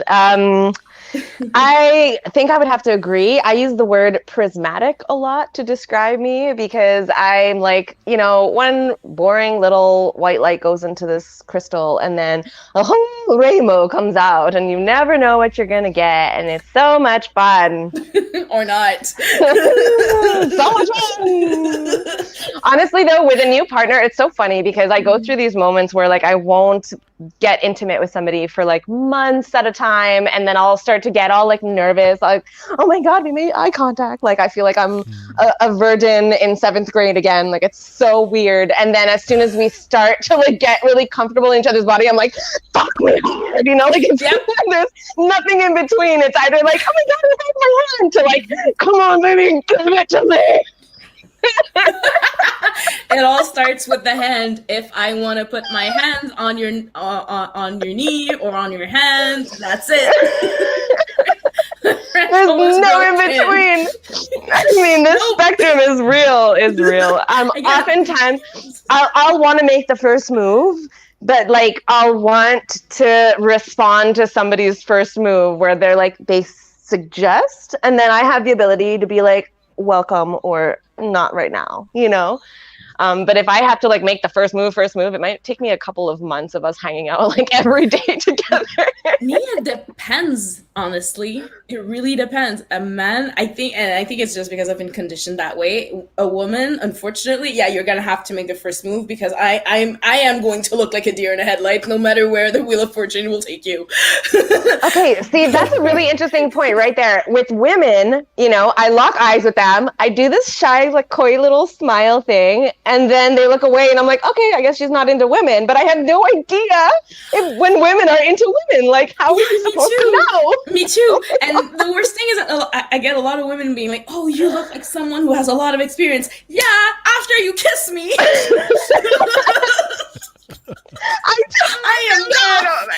am dumb. Like, Dude, I have thought other it was qualities. only me. See, this is why we do this show. Yeah. Like, It's like, I have other qualities, and this is not a quality I possess. it's so funny because from the outside, people are always going to say, like, you look like you have so much confidence and stuff like that. And honestly, the confidence comes from us loving ourselves, but it doesn't necessarily mean that we're confident enough to be able to make a move on somebody that we're super attracted to. Like, it's totally different things. Like, there's so many, there's a whole spectrum of confidence out there. My confidence comes out of spite. Okay? It's spite. That's all it is. I love that. That is it. Well, Delilah is exactly what I'm like. I go from Austen-like Victorian propriety to 50 Shades of Gay. But did you know that the Victorian era was a very kinky era? Yes. Like, Because it was being repressed. The idea of it being dirty. So even the idea of like, it was also the Victorian era was the time that the sign over the headboard saying, look up and think of England. Was sort of the idea of sex for just for propagation. But the idea too at that same time was, well, if you're enjoying it, then you must be dirty. So just the idea of enjoying sex made you a deviant, and that made you freer, since once you recognize that in yourself, that made you freer to explore all the angles of deviancy that you could explore. And deviance. I love that word. Cuin Makidasad. All right. Did both of you answer that question? I'm not positive. Yeah, you're next. I just got caught up in the reactions there. It's, we understand each other so well. It's just like if I was to add anything into that, all right. This is a weird thing. I feel more secure if I know that there's people who want to fuck me. Right? And if I have that, then I have a little bit better self-esteem, and I can be more forward. I kind of need that a little bit. Like after a breakup, I'm going, but what's happened? Why am I not good enough? And then I'm afraid to approach anyone else. But then when somebody shows interest, I'm going, see, I have it. I know I have it. I know that I can do the things that they like. And so interesting, eh? Yeah. That becomes the... I wish I had that part. I don't. It sucks. Can we switch? You don't have that part? What part are you talking about? The part where I need to have people to like me in order for me to want to have sex. It's like, can I have that part? It looks fun. But you know it's not. People. You have partners.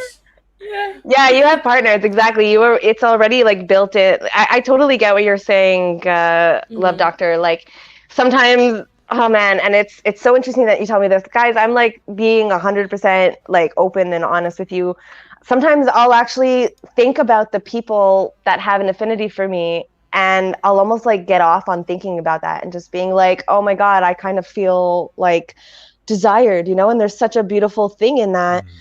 But I also don't think that it should be the only thing that we rely on for our self-worth, right? Like there has to be a good balance there, and we have to recognize that sometimes it's okay, like when you do a little bit of extra shopping because it makes you feel good in the moment versus, you've maxed out 15 credit cards.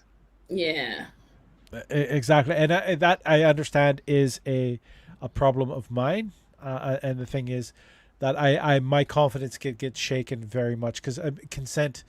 Well, I mean, consent is not just sexy; it's fucking mandatory. Let's like totally recognize that. But in the fact that having people express to me that they are interested, that they do enjoy, if not enjoy having sex with me, enjoy having the thought of sex with me, then that is a bit of a confidence boost to me.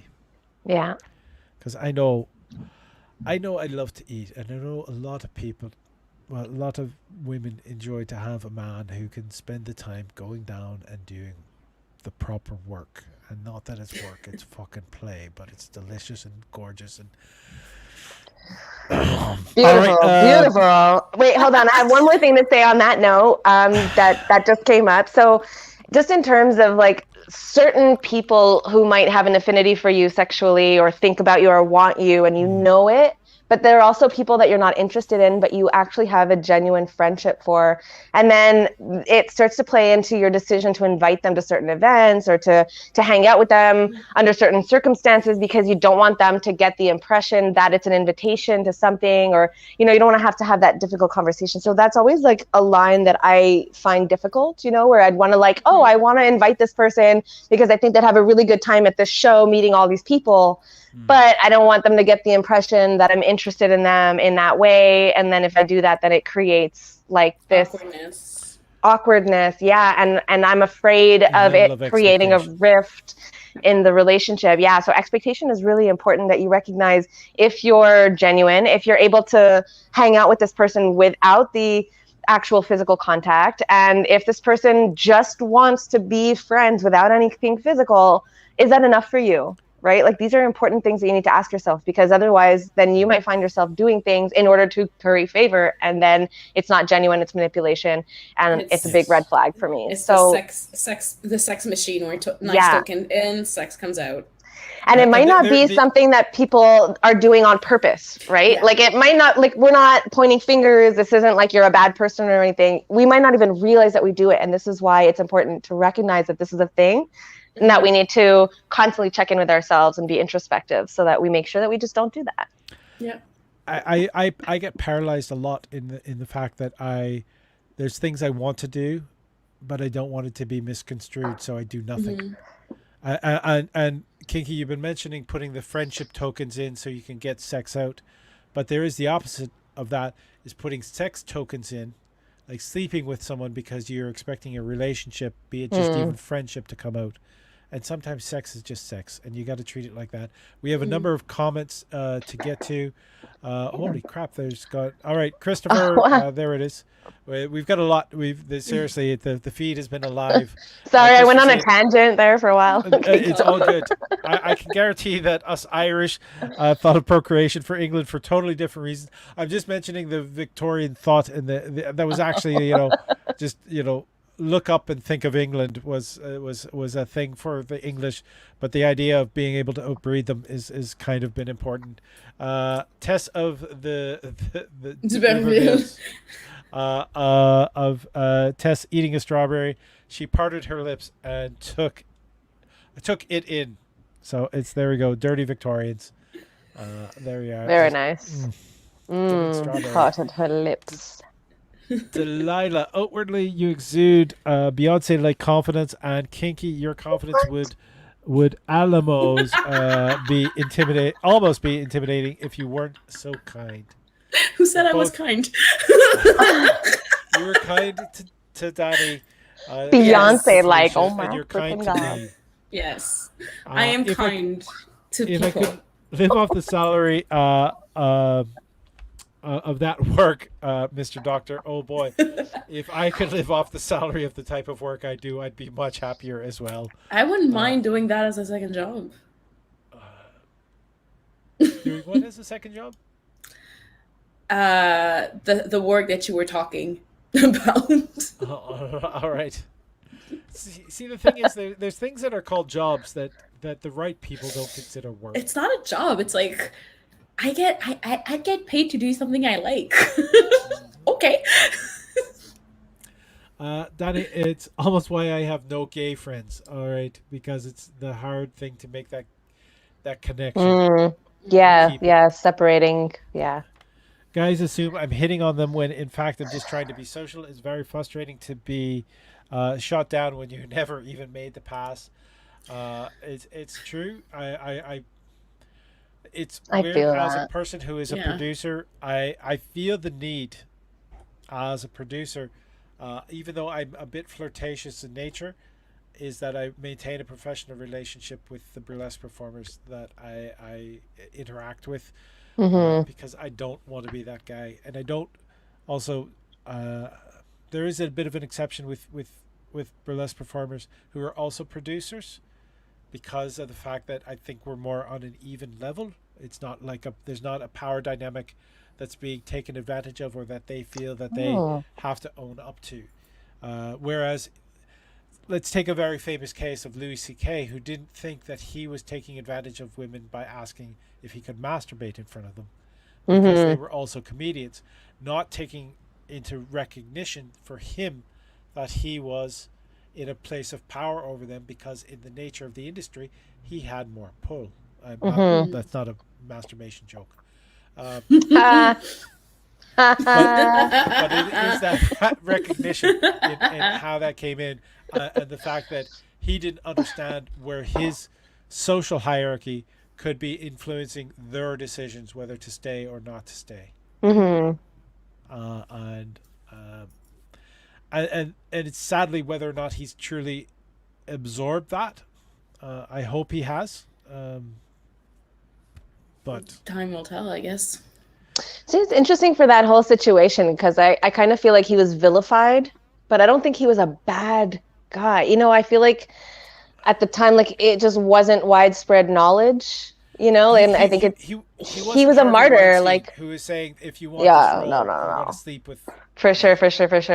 I feel like it's a really good teachable moment, but I also don't think that he should lose his entire life for it, you know? I feel like there are some... that his apologies was soft.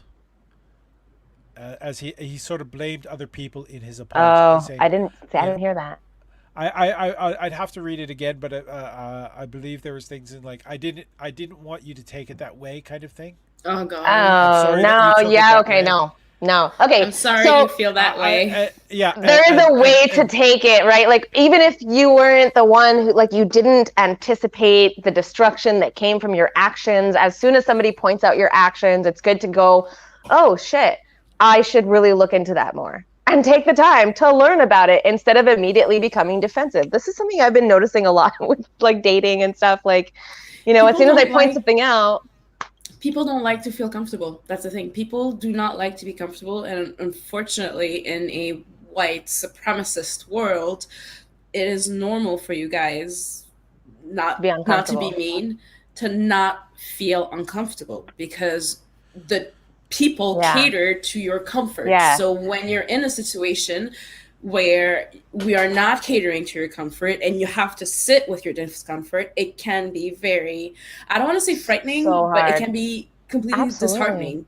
It really is. Yeah. And I find, like, having a guide is so important, you know? Like, sometimes I have said something where somebody messaged me privately and was like, hey, this thing that you said, it wasn't okay, and these are the reasons why. And the last thing that I would ever do is be like, no, what are you talking about? I'm not this type of person.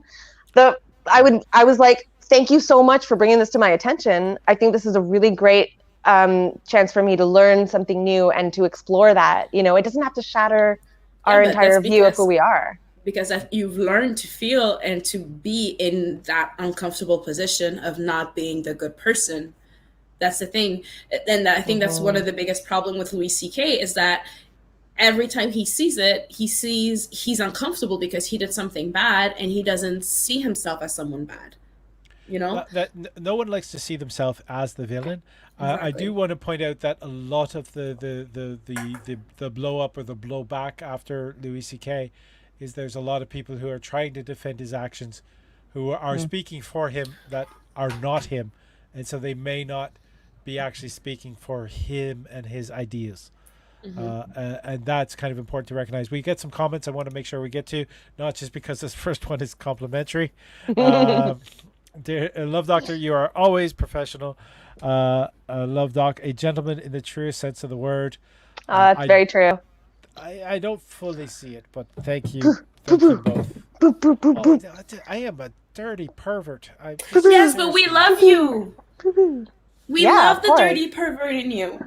Yeah, because it's not a dirty pervert that is throwing your dirty pervertedness onto people who are unwilling. It's with consent and love and respect. I just want to take this time to thank everybody who allows me to throw my dirty perversion in their faces or on their breasts or wherever. We need to give them a shimmy. Shimmy for the Love Doctor!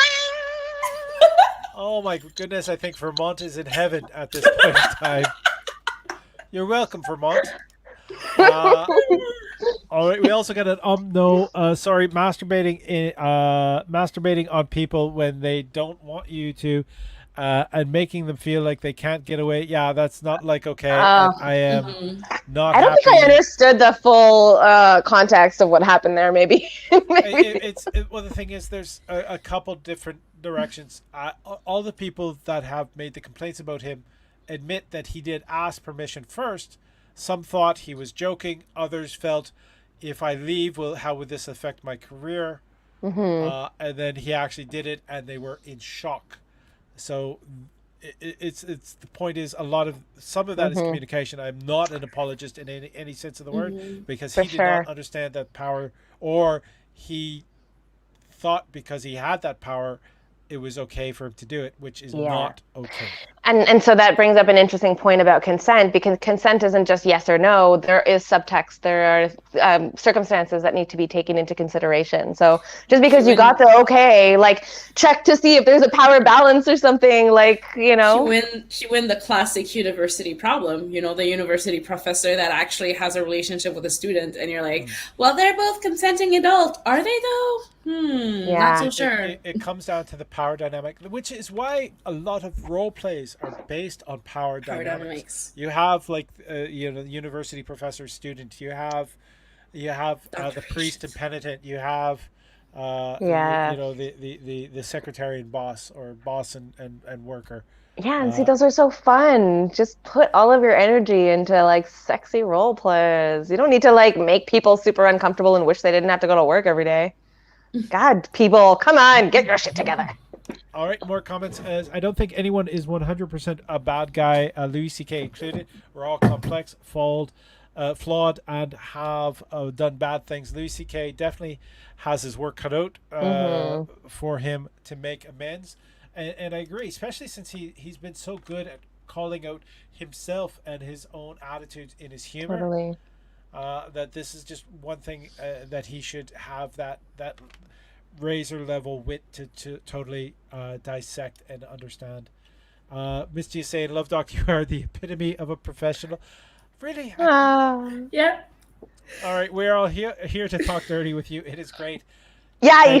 Thank you all for having consenting to hear me say dirty things and make dirty suggestions and talk about those things I love to eat. And tatas.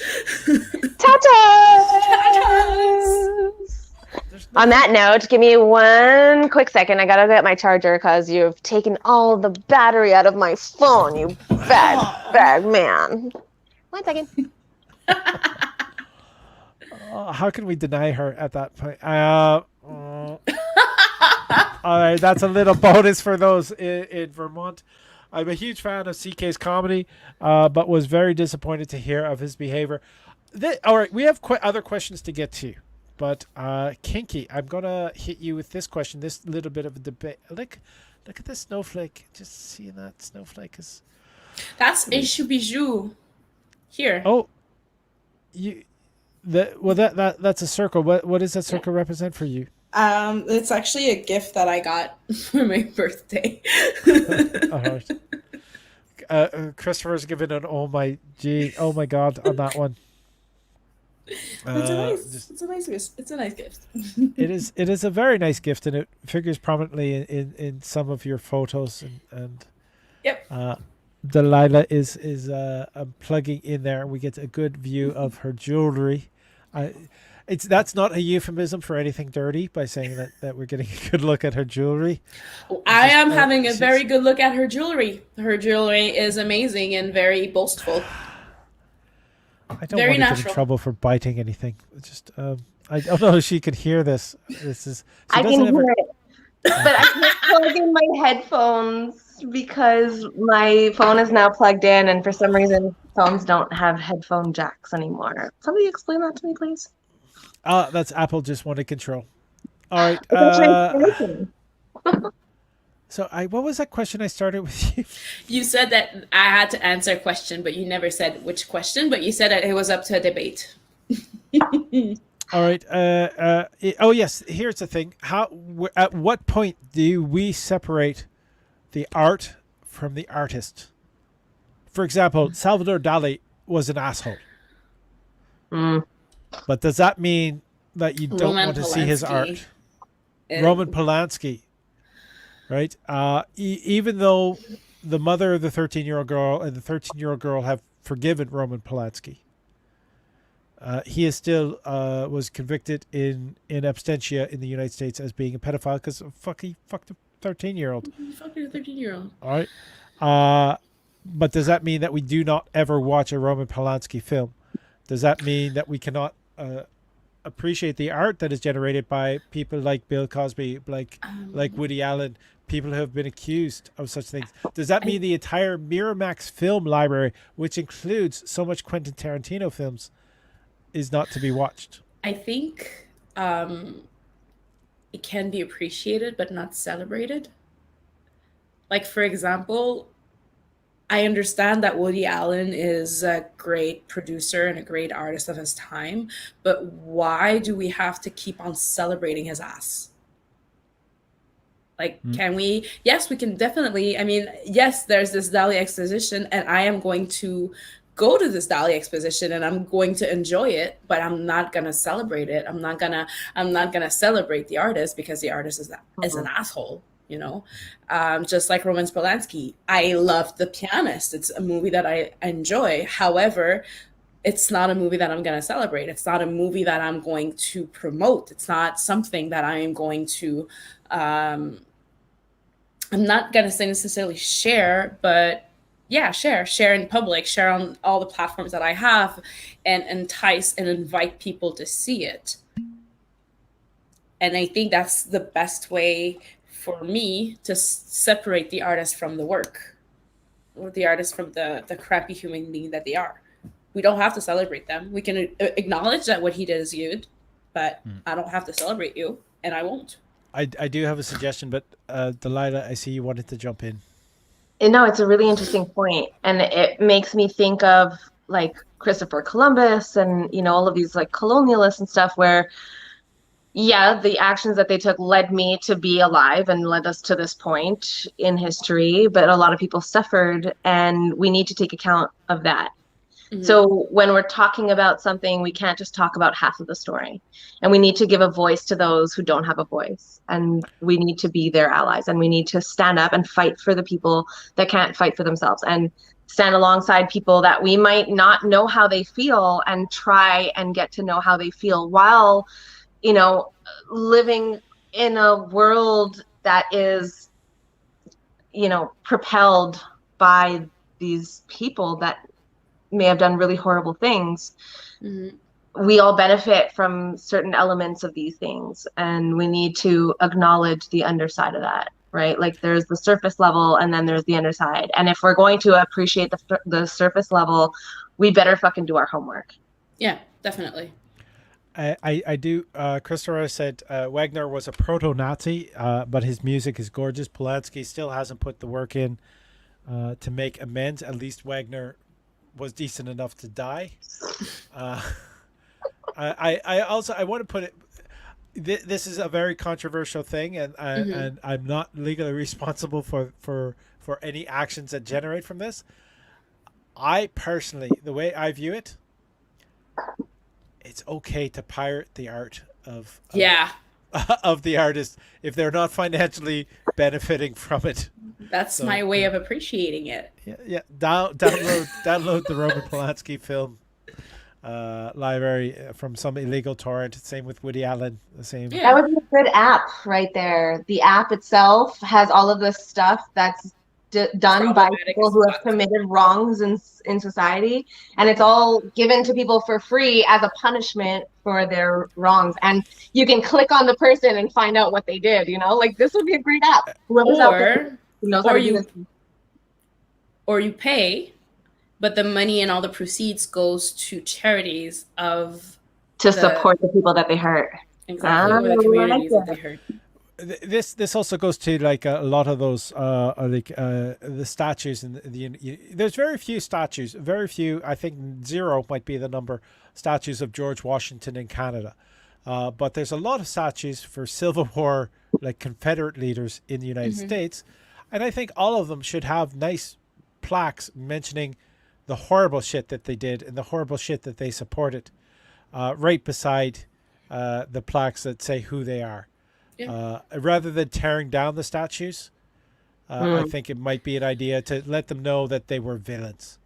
I Though believe some that people will those idolize the villains. I believe that those statues should be in museums, but not outside. It's kind of like when they changed Hammer's Street to I think it's at Kamek. Um, I think that's the thing is that we should be able to see those statues. Those were there for it. There was a time where they were revered so bad that they decided to put billions of money and like resources into make like this rock that looks like them. I believe that they should be in a museum, but not outside. Most of the Confederate soldier, we'll get to you in a second, Delilah. But most of the Confederate statues were actually put up after the 1900s. Like after 1900, most of them went up after then, with the Daughters of the Confederacy funding it. But Delilah. Yeah, I was going to say, like, I really love the idea of both of you guys put together. So having, let's say, instead of having the actual monument in its place, having almost like a tombstone, like here lied this monument that was removed for this particular purpose. You can see it at this museum. And then also having it there with more details, you know? Yeah. All right. We're coming up on 2 hours, but we've got some questions here, so we want to make sure. I still got beer. You still got beer? Yeah, I just refreshed my drink. I'm good. I got enough food. I'm feeling it. I got lemon. I have no ice, but it's fine. I can just... Details. Is it just me, or do you find body odor hot? That me wasn't me, but do you find body odor hot like people's natural smell? Delilah, you're in the hot seat. It depends on the person. And I think this is a big pheromones thing, right? Like people will tell you that certain people you're going to jive really well with. Somebody else might be like, oh my God, that person stinks. But you're going to be like, oh, I love their smell. It's just reminded me of all the things I want to do to that person. Like some people just like really jive well and they fit together. Also, if you're going to go on a first date with somebody, don't wash your hair that day because your pheromones come off the top of your head. And if you want them to sense if they really like you or not, anyway, that's just a thing I read once in a magazine, and I thought it was true for the rest of my life. So if it's not, send me a message and we'll talk about it. Sniff my hair and tell me. All right. I completely agree. I don't like perfume because of that. And it's weird because even though a person won't necessarily smell anything, it'll still bring something for me. But yeah, definitely. For me, like the others, it really depends on the person and how I already feel towards them. But there's a certain thing. There is a thing about the fresh smell of freshly washed, but there's also the smell of arousal. I feel that like the smell of arousal is, like the odor of your dryer when it works. And yes. I like that smell. So bad. Like the clean clothes smell. It's not even the clean clothes. It's really like it's like the humidity that's getting out. It's like yeah. There's also a thing.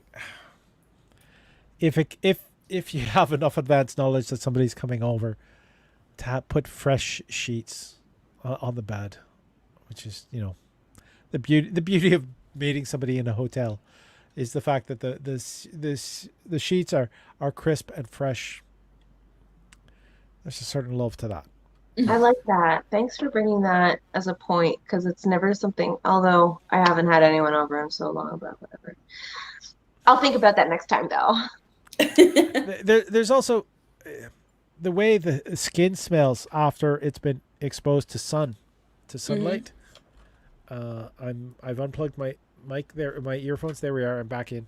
But have you ever been out with somebody and you're traveling outside and the sun has been beating down for a little while, and then you get a chance to be a bit physically closer to them, and then you just breathe in or breathe through your nose close to their neck or to their shoulders, and you smell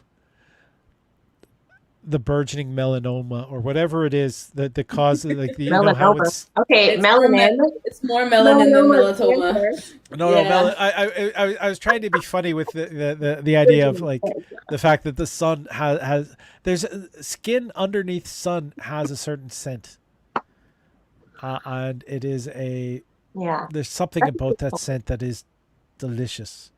That's a good point too. Like enjoying the different parts. Like the body will change smell frequently, you know. Like I'll notice that about myself too, right? Like depends on the time of the month, it depends on the activities, depends on who I'm around. And so it's nice to not overload yourself with perfume or cologne. First of all, somebody might be allergic. And second of all, you're covering up like so many elements that could really attract certain people to you. And it's nice to be able to smell that in a partner and to recognize it too and be like, oh, it's this type of day, you know, like it's just it's a different type of language, I would say. Smell is one of those really strong motivators for memory and things like that. So you want to try, and be mindful of how your smell can affect people. Be responsible with your smell. Christopher saying that he loves perfume, but he also loves how that smell changes the closer you get to someone. And definitely agree. Everyone has their own scent, and I do feel that psychologically, the more you're attracted to a person, the more you find their scent welcoming. And when you become less attracted with a person, then it becomes more sort of an annoying. And the key is to keep yourself mentally engaged with your partner. The question, it just popped up, as it always does. So sometimes I'll find myself. Popped up. All right. Okay. Anyway, sometimes I'll find myself identifying that a person's smell is really negative, right? Like smells like to me like BO or whatever other negative word we can say, and other people won't smell that, right? Like other people will have no problem being in their close vicinity where I can't stand it, and like. Why does that happen? Is that a pheromone thing? I don't know if it's pheromone, but it's also, I believe, where your brain is. Like as a kid, say you hated the taste of something, then as an adult you tried it again and you enjoyed it. It might just be as a kid that you wanted to dislike it, or you didn't want to be told that you like something, so you automatically disliked it. So I believe that there's a psychological what is it, predisposition or prejudice towards something, which could be, well, that person's an asshole, so I'm not going to be attracted to their scent, but on a subconscious level. Perhaps on my end, I see it more of a. If I take back the dryer image, I love that smell, but my partner doesn't like it. So usually what happens sometimes is that when I have some people reminding me of that smell or reminding me of smells that I like, those are not the smells that my partner likes. And that's why like this disconnect can happen. Interesting. Yeah. We have more questions. Oh my God. I love to give my partners what they want, but find doing requests for something degrading, uncomfortable, given my privilege. How can I balance their need with my discomfort? So that is the question that I'm in the hot seat for that. So I love to give my partners what they want, but I find doing requests for something degrading, uncomfortable, given my privilege. How can I balance their need with my discomfort? Here's the thing. In my interpretation of that, it could be. I don't know if you're talking about giving up power to somebody or allowing them to exploit a. How much did I drink? All right, not enough. Not enough. I'm still. I'm not speaking properly, so that might be enough. She does a little gentle shimmy. All right. That's the thing is, or they could be exploiting something that you, your lack of privilege that you have in your everyday. All right. I'm going to touch on something very uncomfortable for a lot of people. So trigger warning on this one. For some people would enjoy race play, and race play is a very dangerous topic. Now, some people will enjoy the fact of doing it in the attitude of play because they trust their partner and they know that their partner doesn't feel that way, etc. But at the same time, if it's somebody who's feeling that the amount of systemic race play that happens in not race play, the systemic of racism that exists in our society, that just seems to be doubling down on the pain that they are receiving on their day-to-day life.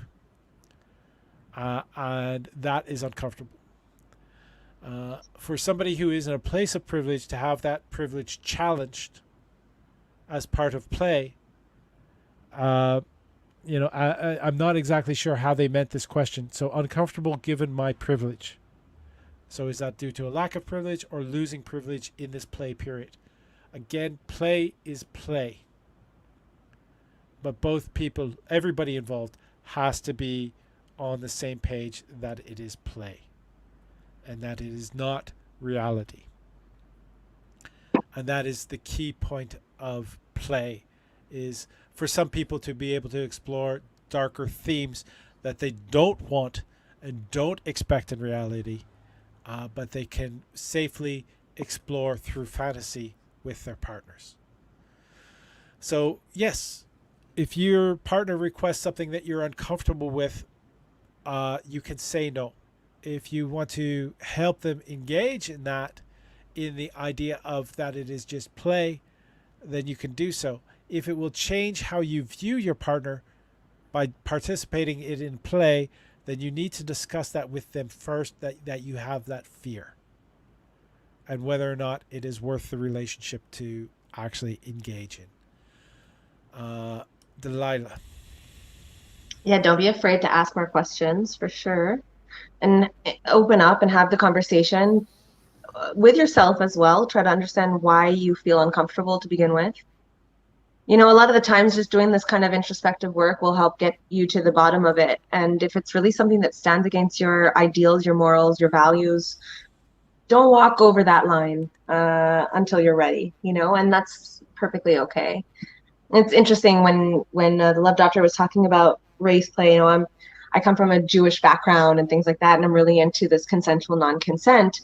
And there was one time kind of recently where I actually told the guy to treat me like he was a Nazi and I was the Jew. And it felt wrong even saying it, to the point where he was almost like offended, to the point where he was like, I can't even, he's not Jewish or anything, but he was like, I can't even think about doing that. And it's really interesting to figure out where your line is, because your line today might not be your line tomorrow, right? Like these things, it's a moving spectrum. It's always a shuffle, and it's always a dialogue, and it's always something that you got to try and look inwards and try to understand. And I think the more that I think about it, and I start to look at the root of why that was so uncomfortable for me to say that, I start to realize like there's all of this other stuff that I was never brave enough to explore before, and it kind of brings that out. So it could just be a really good opportunity for you to get to know yourself better, and to get to know your history better, and to get to know your partner better. And I think that's a beautiful thing if you allow it as a learning experience. I mean, everything that was said, of course, but in a more practical sense, I think that's where I'm going to piggyback on the other question that we had regarding soft nose and hard nose, because I'm going to take it from a domination standpoint more than a race standpoint. I am a person that is a masochist, and I am also a very sadistic person, but there are lines that I am not necessarily willing to cross, and those are soft and hard. And those are usually where my soft nose are usually where I would be uncomfortable. And I would discuss them with my partner, actually, to see not only on my end, but also why is it uncomfortable for me to do it with the person intense? Because just like Delilah said, it's a spectrum, and you can actually be comfortable with one person and not be comfortable with the other. So it's always a good conversation to have prior. Yes. But also, again, on a more practical standpoint, using the concept of soft nose and hard nose in order for you to just push the boundaries if you want. Of course, if you want to push them. Because if you do not want to push them, then that's a whole different ballgame. But if you're willing to push them, but you're still uncomfortable, that's usually where the soft nose come in.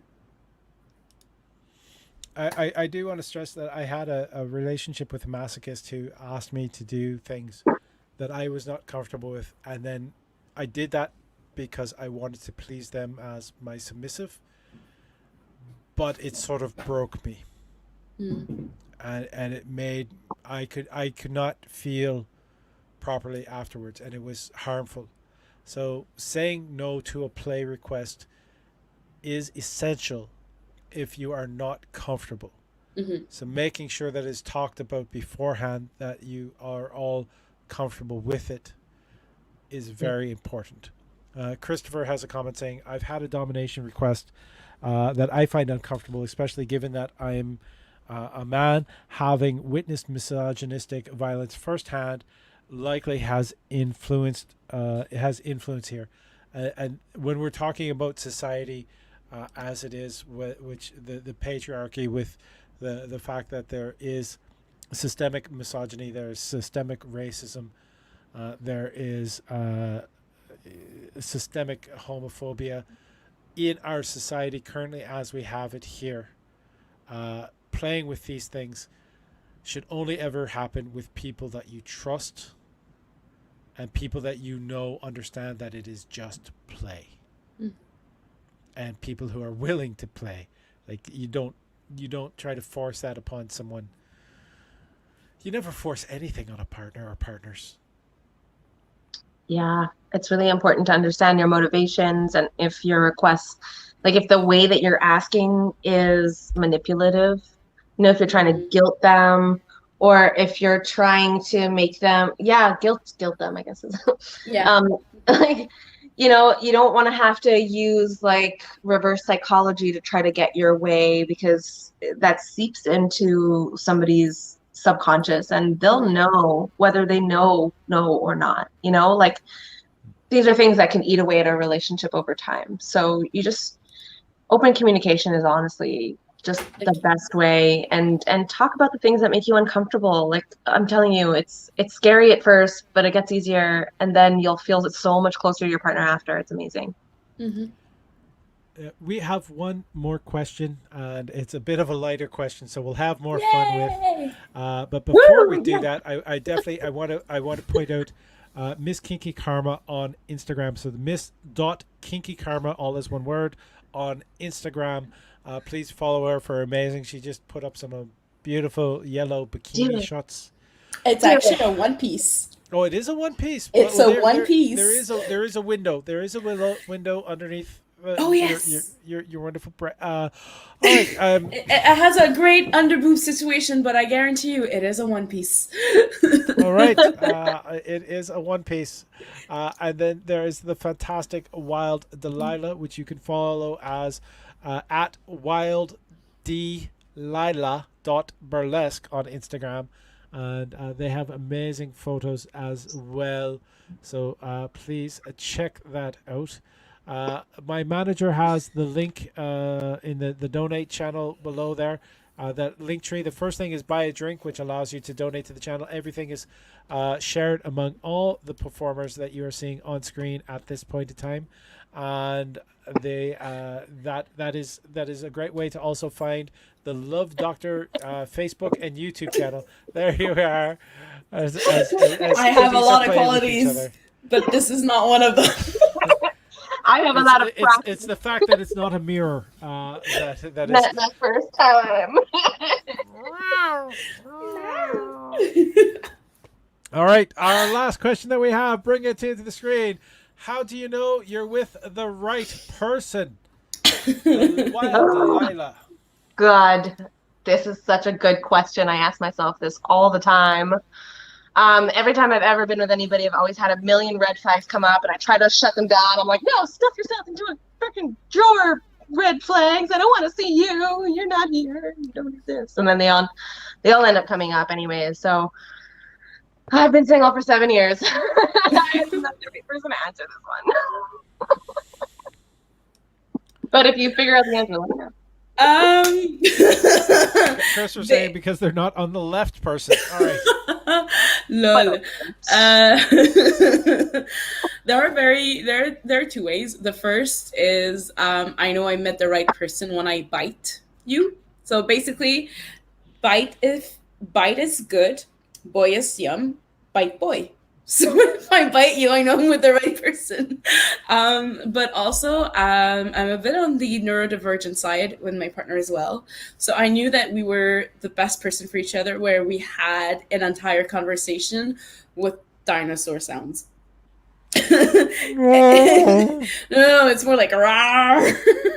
And it's so funny because it's like we can literally understand each other's moods with that. So you It's like, recognize here that you just corrected the Love Doctor's dinosaur sound?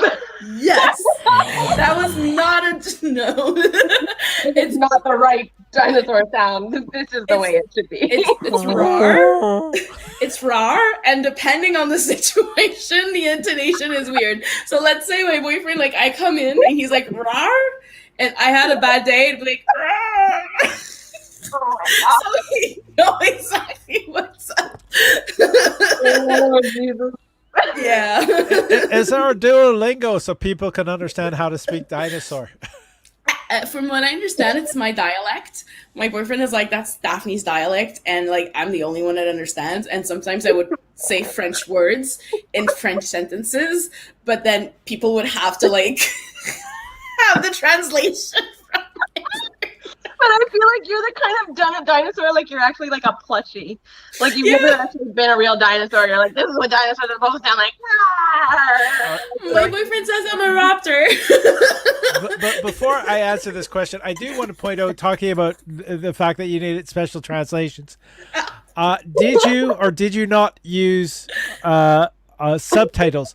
Like, how much of the commitments did you watch before you went and said, oh, I have to start this again with subtitles because I can't understand these fucking people? That's the thing, is that I love movies. I love original movies. So I always have the subtitles on unless I understand the language. But Irish English is not English in my head.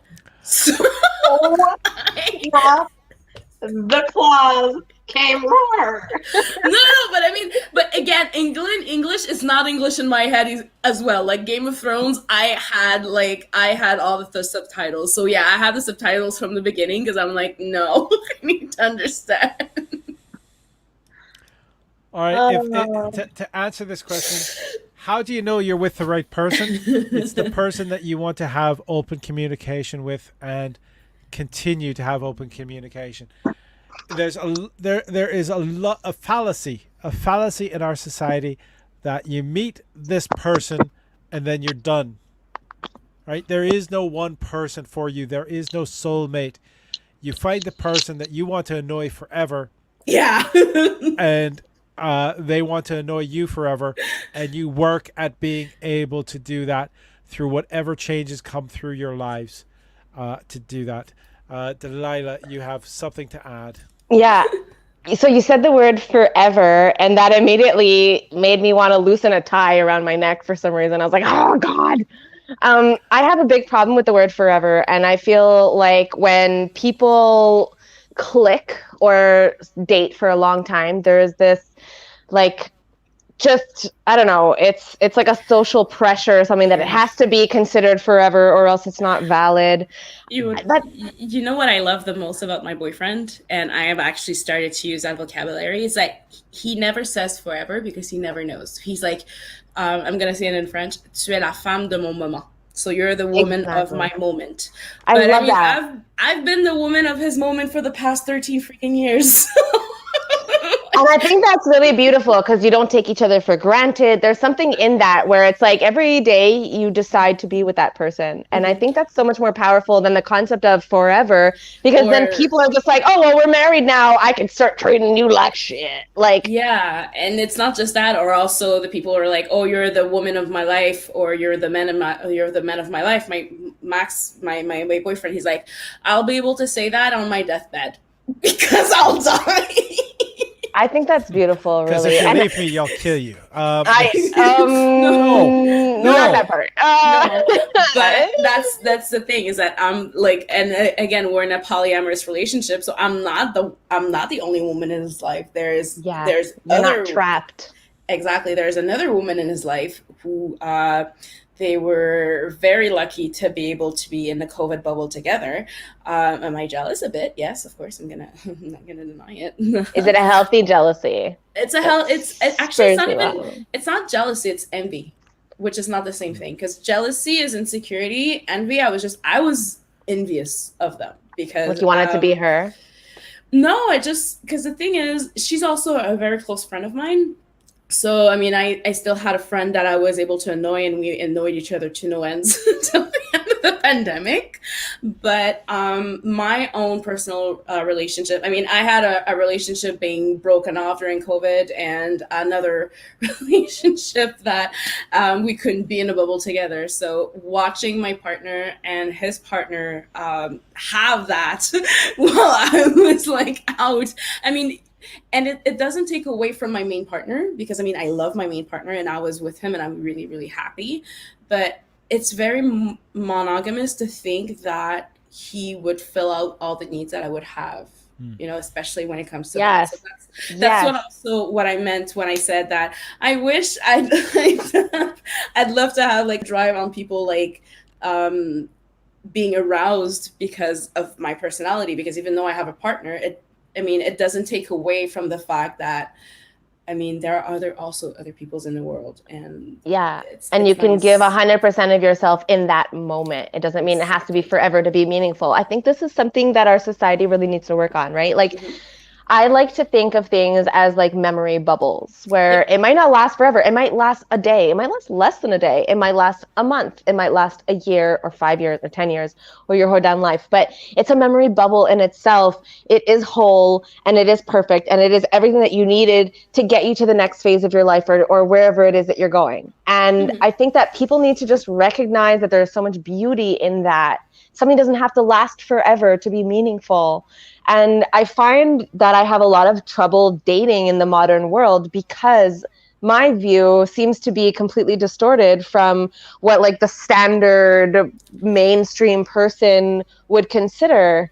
I like this. Christopher mentioned that there is no forever. All love songs are sad songs if you sing them long enough. And this is the beauty and the tragedy of the human condition. You need to find the person that you are willing to communicate open and honestly with, and do the work. That's what makes relationships work, is work. Yeah. And everybody in the relationship needs to do the work.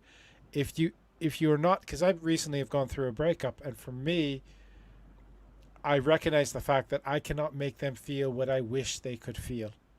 And I cannot make them do that, and because of that, I needed to let them go. I won't be that person who will cling to a relationship that is one-sided. That's very healthy. Okay. Yeah. So you need to make sure that you have those communications with us. Yeah. Now, Christopher also added something in regards to what you were talking about, the Irish. So the Irish are not English, and I'm okay with that. I don't care that Italy won, but I'm thrilled that England lost because the World Cup that just happened. I won't go that far towards it, because there's patriotism to flags, and there's an American comedian who said it very well.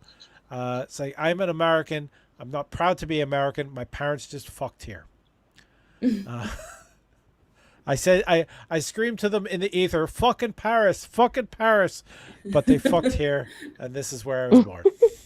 I'm only proud to be Canadian because, like, my grandparents came from Romania during the Holocaust, and they managed to flee, and they actually met during the Holocaust, hiding in a basement together, and like, nice. You know, there's like, right. So it's like, I know shitty things happen, but then we have to look at the silver lining. Like, hi. Hey, I'm here because of Papa Duck. So hey, my mom was actually living in Haiti, and she had to leave in 1982.